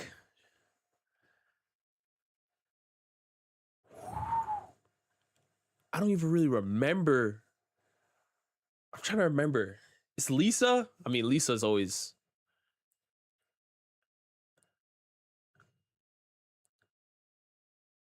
It's definitely Jane Doe.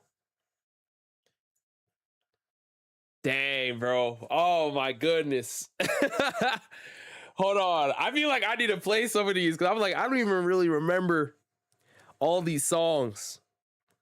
Hold on. I wish I could play it on here. I really, really do.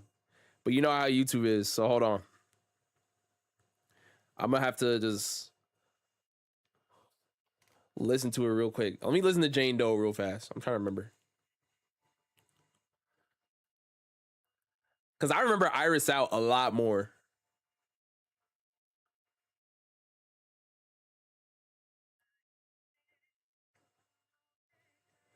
Yeah, it's a smooth song. Yeah. Why don't I remember? Was Jane Doe the ending?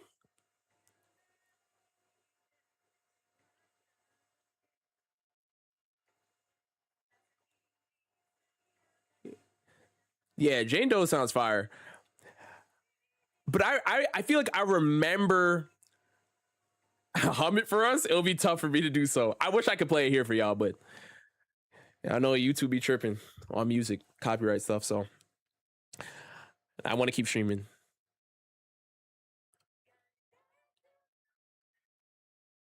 Oh, okay. I remember this song now. When they got to the breath part, I remember that song now. Okay. Yeah, that song is good. That song is good. I feel like, and then there's obviously Iris Out. Yeah, Iris Out, of course. Yep. So Iris Out, Jane Doe, and then let me listen to Reawaker or Reawake R. Let me just, because I don't really remember that one either. But it is Lisa, so Lisa, you always got to tap in.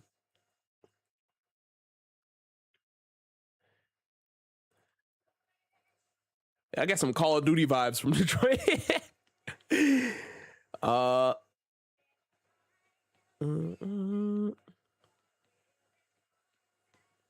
okay, it's starting to come back. Yeah, Re-Raker's smooth too.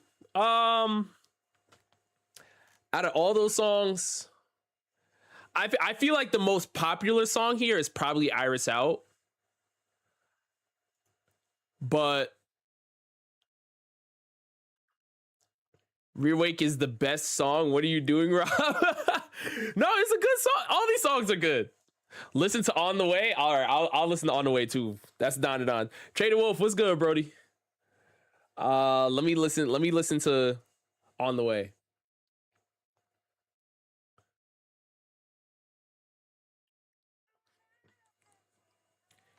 Yes, I forgot. On the Way. Yeah. Dang. Yeah. I forgot about On the Way. Why does this feel like this was like 2024? Wow.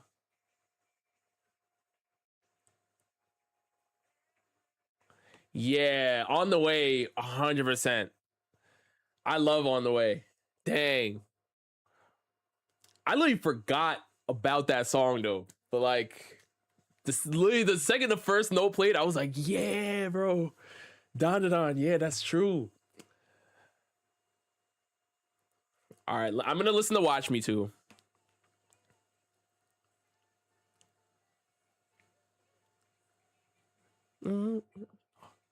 Hold on.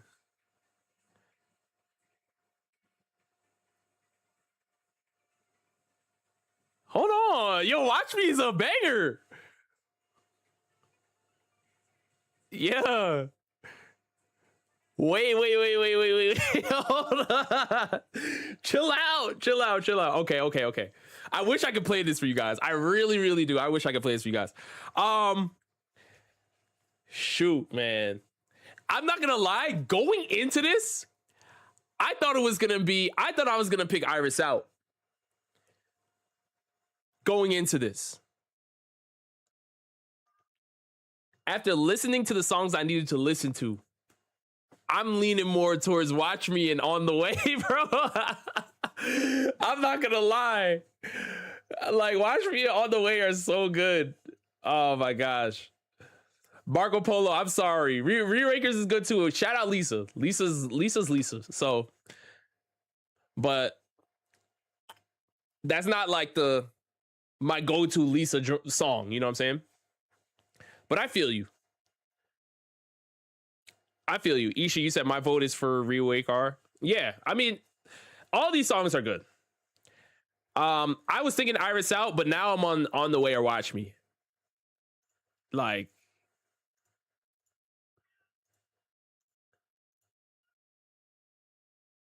this is very, very tough.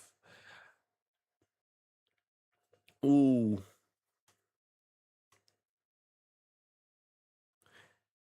Man. What are you doing?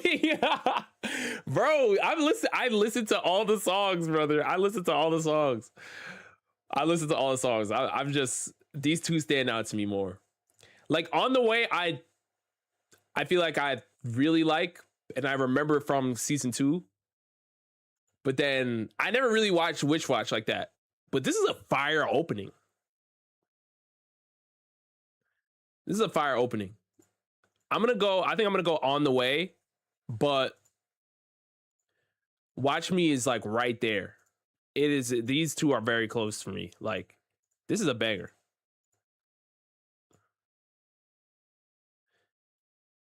Yeah, Marco, you gotta, if you listen to all these songs, I'm telling you, like, these two right here stand out. Jane Doe is also really good too. I remember Jane Doe, like, once they got to that breath part. On the Way with the animation might be a conversation, but just the song is not too crazy. Yeah, I mean, it's Don and Don though. It's like, you gotta Watch Me. Wow, hold on. Let me run that back. Watch Me was. Hold on, let me run that back.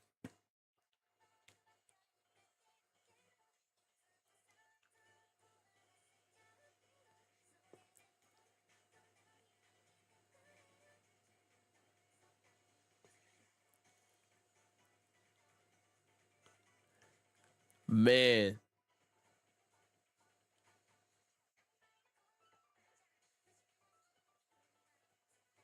Nah, yo, Watch Me is kind of, you know what Watch Me kind of gives, like, are y'all familiar with like Snail's House? I kind of get like Snail's House vibes from Watch Me, man. I don't know how many people are familiar with Snail's House though. That's probably deep cut. I don't know. Yeah, Watch Me got you. The thing is that, like, On the Way gives me that feel of like, because it reminds me of like watching Dandadan, and Dandadan is one of my favorite manga. So it's like there's more of like an emotional connection to On the Way, whereas Watch Me, I've never watched Witch Watch ever. So, but like if we're just going off like which song is a bop, Watch Me is a bop, bro. It really is. Yeah, you can vote every single day. Yeah, but tomorrow's the last day, I think. Tomorrow's the last day, so that's why we're doing this today. Now check out Sky's the Limit freestyle by Wayne. Yeah, for me, On the Way has the emotional feel. Just songs wise, I'm probably gonna go Watch Me, actually. I had to listen to it again. Snail's House was popping back in the day. Yeah, it kind of gives me Snail's House vibes. That's what I get from Watch Me, man. I'm gonna go Watch Me. Dang, I can't believe that. I was not expecting to pick that. Best score. Okay. Best score.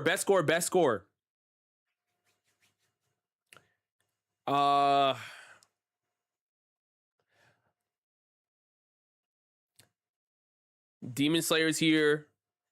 Chainsaw Man's here. And Apothecary Diaries. Also got Yakuta.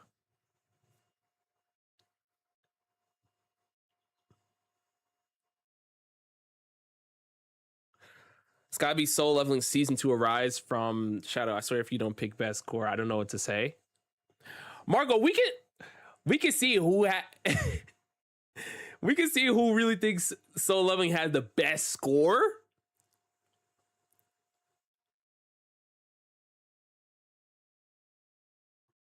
Yo, Hikigane, what's good? What's up? What's up?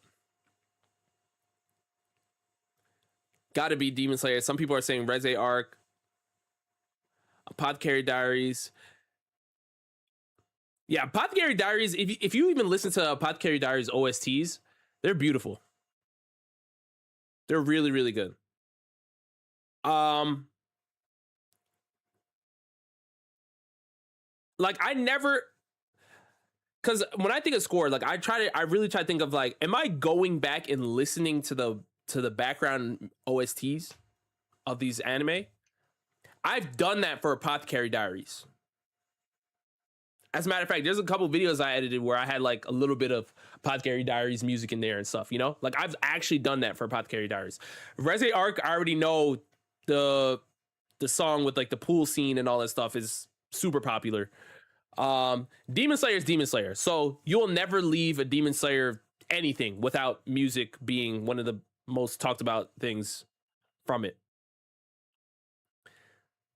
But I don't think the drawing point of Solo Leveling was the background music. Like I can't I can't say that, you know? You said Felix, you said you chose Demon Slayer? For me, it's either Chainsaw Man movie or Apothecary Diaries. Gachi Yakuza is very close because I love the music choices they went with. But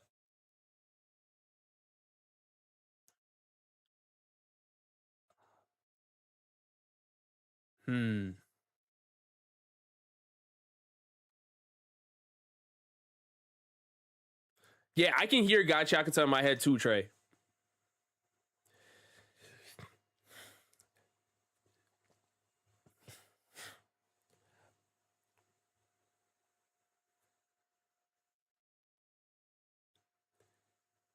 But Gachi Yakuza has like, I wouldn't say it's the whole score. Like they have like one or two songs that are just fire. That like everybody goes to. Like if you're a Gachi Yakuza cosplayer and all that stuff, you already know the song I'm talking about. I don't know the name of it, but it's you know, it has like that DC influence in the drums and everything. Like Gachi Yakuza, them pulling from the culture, like that was fire. But we already know it's like that's the song that sticks out immediately. But it's not the entire score. You know what I'm saying? Whereas like Apothecary Diaries, the entire score is beautiful. Sing it for us. I'm not singing that song. Gachi Yakuza just sometimes takes you out of the moment. They try building up in the sound mixing kind of bad at times. It's louder. I mean, I can see what you mean. Like I said, Gachi Yakuza I feel like has like fire songs, but in the background, but it's not always prevalent. It's just here one episode and the next episode it's like, all right, whatever. I think for this one I might want to go Apothecary Diaries or Chainsaw Man. I'm not gonna lie. Marco, I'm sorry. I don't remember one Solo Leveling background OST from last season. Marco, I'm gonna be honest. With you. I can't lie. I know you want Solo Leveling in here, but I think Marco on this one, I think you're the only one that said Solo Leveling, by the way.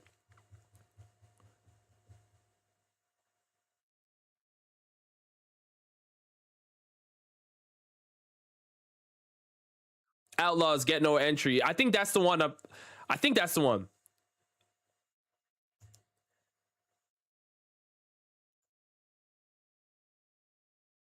Dude, Chainsaw Man movie had a beautiful score too. It's but the thing is like out of all these anime, me personally, like I went back and listened to Apothecary Diaries OSTs.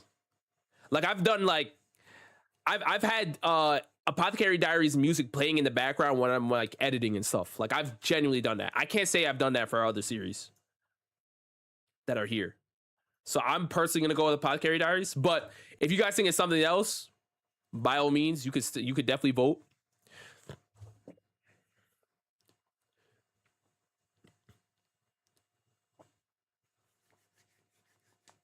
Okay, best opening sequence.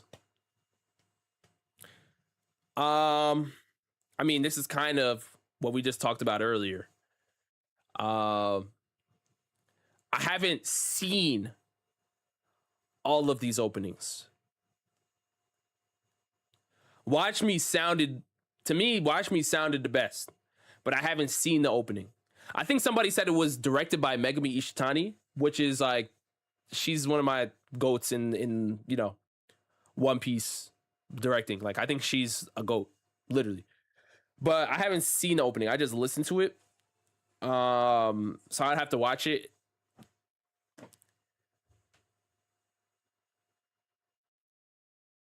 Watch the Mirage opening.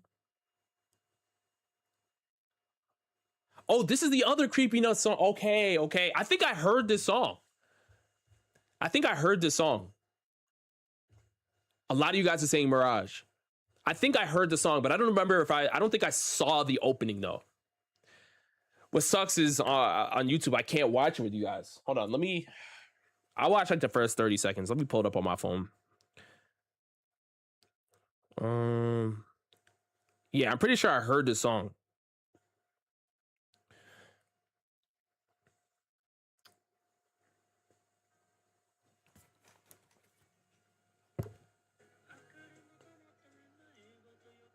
Yeah, I remember hearing the song. Yep.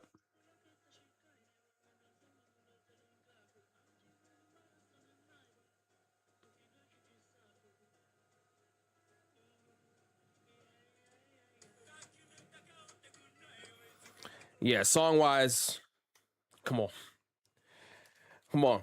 Creepy Nuts on the Afro beats, brother. I mean, most of you guys are saying Mirage, and I've heard that one before. I'll probably go Mirage. Hugs is also very, very good too. Let's go Mirage here. Best ending sequence. Why don't I remember that My Hero ending?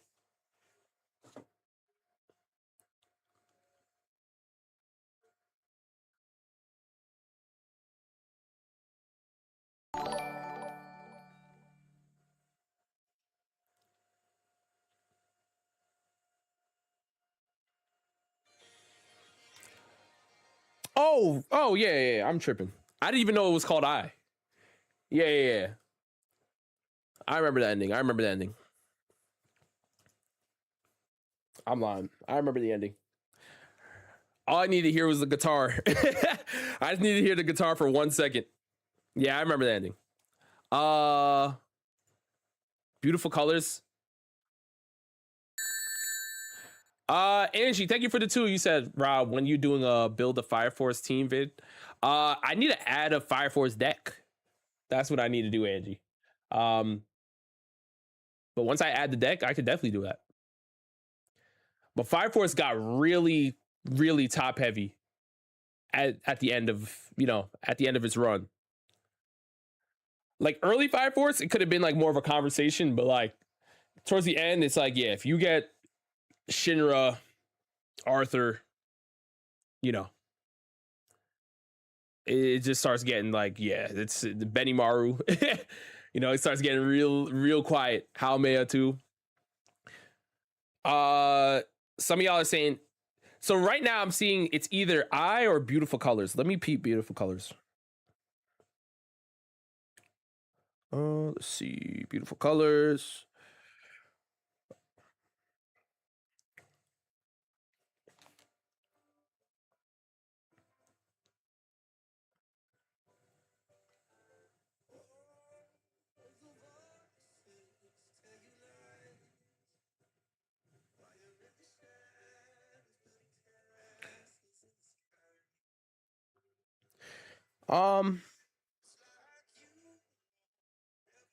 Yeah, this is One Republic.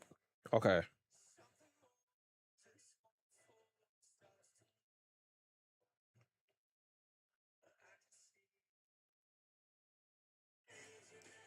Okay. Yeah, I mean, it's a good ending. It's a good ending for sure. Are we factoring in visuals along with the music? Because I would think that's part of it, right? When it says ending sequence, like you're factoring in the music, but also the visuals as well. Which is why I think I would probably lean more towards I. Marco, you said Rob, be honest, do you not like solo leveling? Why? I like solo leveling. Let me peep the ending here. Let me peep the ending. Uh Solo leveling, because I don't remember this ending. Hold on. Oh yeah. I remember the ending now. Yeah.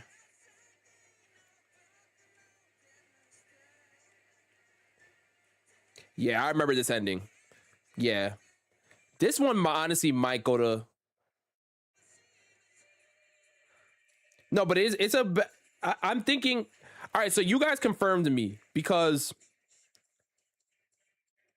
yeah, Cascade, you said it doesn't say just song. Usher, you said yes, visuals also. So yeah, to me, because I remember the solo leveling ending now. I think visually, the solo leveling ending visually, like it looks the best. Now, Beautiful Colors, especially if you like One Republic, you could like the song more. Just having an opportunity to revisit like the visuals, they weren't there. My Heroes is pretty much there, but My Heroes is good too. But I think Solo Leveling visually, because I remember it now. Once I watch it, yeah, I think I'll probably go Solo Leveling here. Like the song is not bad. The song is decent, but the visuals like help it a lot more, you know? Like the visuals actually tie in you know, the visuals tie into the song. You standing on Beautiful Colors. I feel you. I just feel like visually Beautiful Colors is just it's literally like it's most of it is like a slideshow, you know? It's not really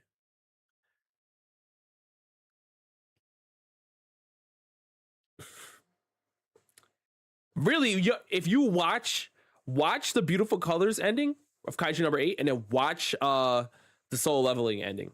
And it's like, yeah, the solo leveling ending looks a lot better.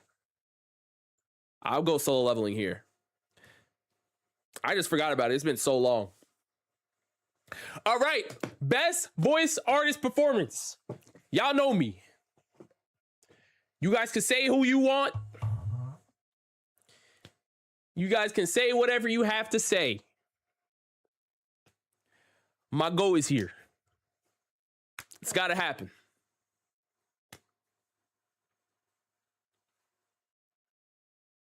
Yeah, Nitro. I would have my hero was probably number 2 for me. My hero was probably number 2 for me on that, on the endings. Now, Ticklish, you said just One Piece bias. Listen, whatever y'all could say is biased. Y'all could say One Piece sucks. Y'all could say whatever you have to say. You cannot deny the fact that Mayumi Tanaka is one of the greatest voice actors ever. Like, she is incredible, man. Like, and the range to go from a serious Luffy to a goofy Gear 5 Luffy. And it's just, yo, he's glazing Luffy. Yo, y'all, again, I feel like more people out here be hating on Luffy, man. I'm gonna be honest. Just vote One Piece and move on, bro. Listen, I'm gonna get my bars off one time, man. Mayumi Tanaka is goated. Goated. I don't care if you think One Piece is mid. Luffy's voice isn't even cool. Ticklish, it doesn't even matter if you think it's cool or not. It's iconic. Luffy's voice is iconic. And she does such a good job, man. Such a good job. I gotta go Mayumi Tanaka. Like, I can't. Come on. So we're going Mayumi Tanaka. That's me. And then best voice artist English. Your lips are crusty, but thank you for the super chat. You said, who do you have winning this fight? Benimaru Fire Force versus Mereoleona Black Clover versus Natsu Fairy Tail.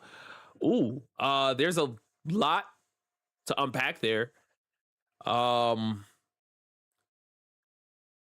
Initially, when you're looking at the matchup, I mean, I would think Mereoleona has a great monozone, but Benimaru is, I think, a little bit more skilled with his fire, especially in terms of using his fire to help boost his speed.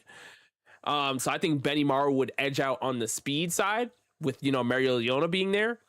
But then even with that being said, Natsu can literally eat fire. So it could come to a point where Benimaru is throwing out, his EI chop and all this other stuff, and Natsu can literally just eat it. And then harness that power and then go even crazier. So I think I would probably lean a little bit more towards Natsu in this. And I know Natsu is very underrated, but you have to understand that Natsu is dealing with crazy types of magic in Fairy Tail, to the point where he literally burned time itself. That's like one of Natsu's biggest feats, is that he was able to burn time itself. But Benimaru was closely, they're all in there and they're all dogs. Mereoleona is like one of my favorite characters, but I think, as powerful as she is, I think Benimaru is faster. I think Benimaru is faster. So it would just be tough for her to really get that W. It'll be a great fight.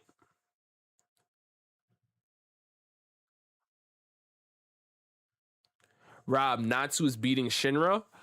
Ooh. I got Natsu winning this. Shinra is a separate conversation. He defeats a reality warper Zeref. Yes, he does. It's a tough conversation to have. Like, they are very close. It's because Natsu's flames literally can burn a lot of the stuff that, a lot of the things that are manifested into reality, he can burn them. Like time. Like, how do you even burn time? Natsu figured it out. So there's that. All right. Best voice artist performance in English. Now, I'm going to be honest. I typically watch more sub than I do dub. So I can't really, lock in on this. Now, I do know some great, dub performances. But if I had to pick one, the one I know the most is probably Alexis from, the Chainsaw Man movie. But again, I haven't seen a lot of these.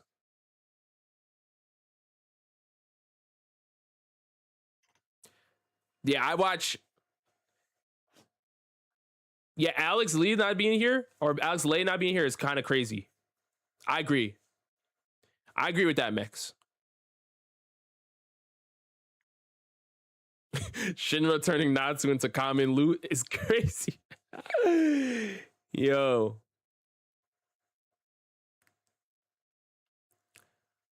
Oh, Lucian does Akaza in Demon Slayer? I haven't seen it in English. Mao in English is really good. Yeah, I wish I haven't seen it, so I can't really speak on it. Yeah, Zeno should have been nominated. Jabber was really good. Yeah, I agree. And AJ too with Okarun. Angie, thank you for the 5. You said if you could choose between a Soul Eater remake or to continue this story with the World Hero Force and their journey leading up to an adult Shinra's reign. I would probably go with the continuation of the story.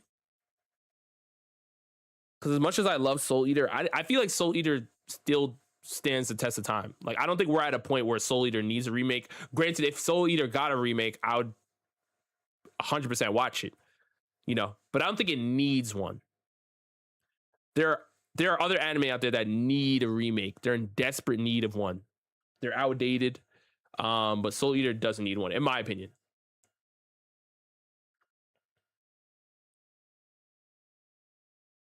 So for me, I'd probably go Alexis here. If some of y'all go with Deku, I understand. I'm just not familiar. But Reze, I've seen the Chainsaw Man movie in English as well. So, and it's good.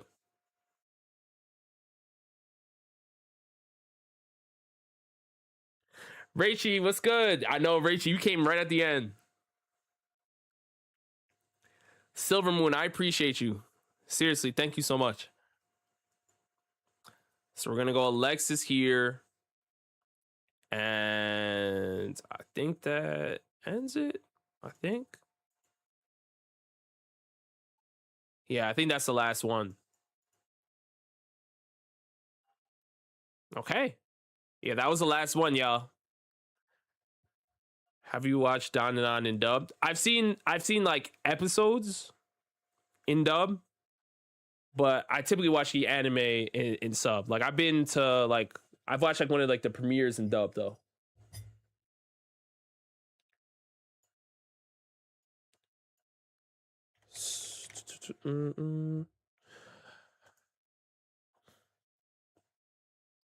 Yeah, but nah, this was a good one. This was a great one. I appreciate you guys pulling up. Everybody over on Twitch, thank you guys so much. Seriously, it means a lot. My next stream will be on Thursday. It might be a Pokemon stream. I don't know yet. We will see. But I know a lot of you guys wanted to see me continue on the Pokemon journey. So we'll see what's going on Thursday. But again, I appreciate you guys. Love you guys. Thank you so much for coming through and helping me with this Anime Awards. And if you have not done the Anime Awards after the stream, you guys can go watch the Anime Awards. I mean, not watch, vote for the Anime Awards until the end of today or tomorrow. But just know that it's ending.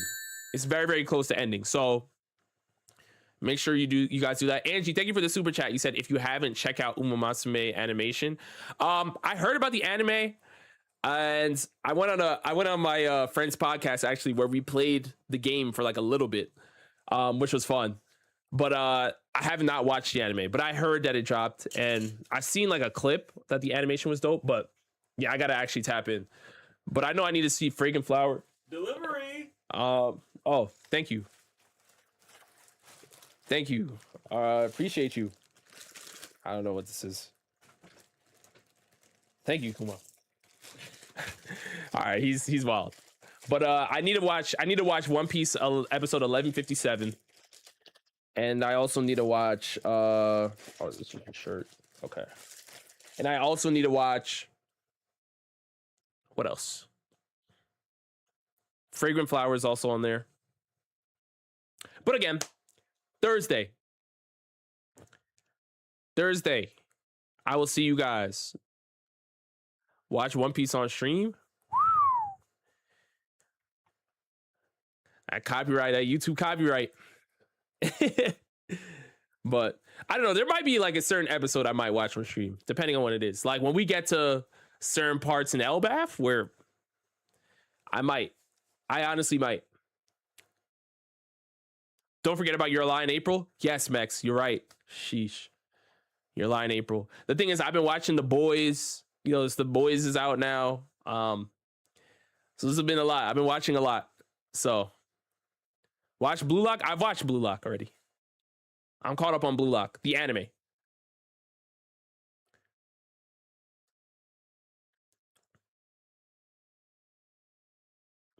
But again, love you guys. I will see you guys again on Thursday.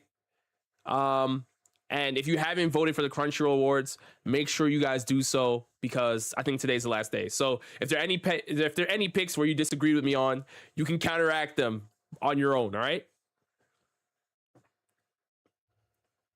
But all right, y'all. Love you guys. I'm gonna go get some food.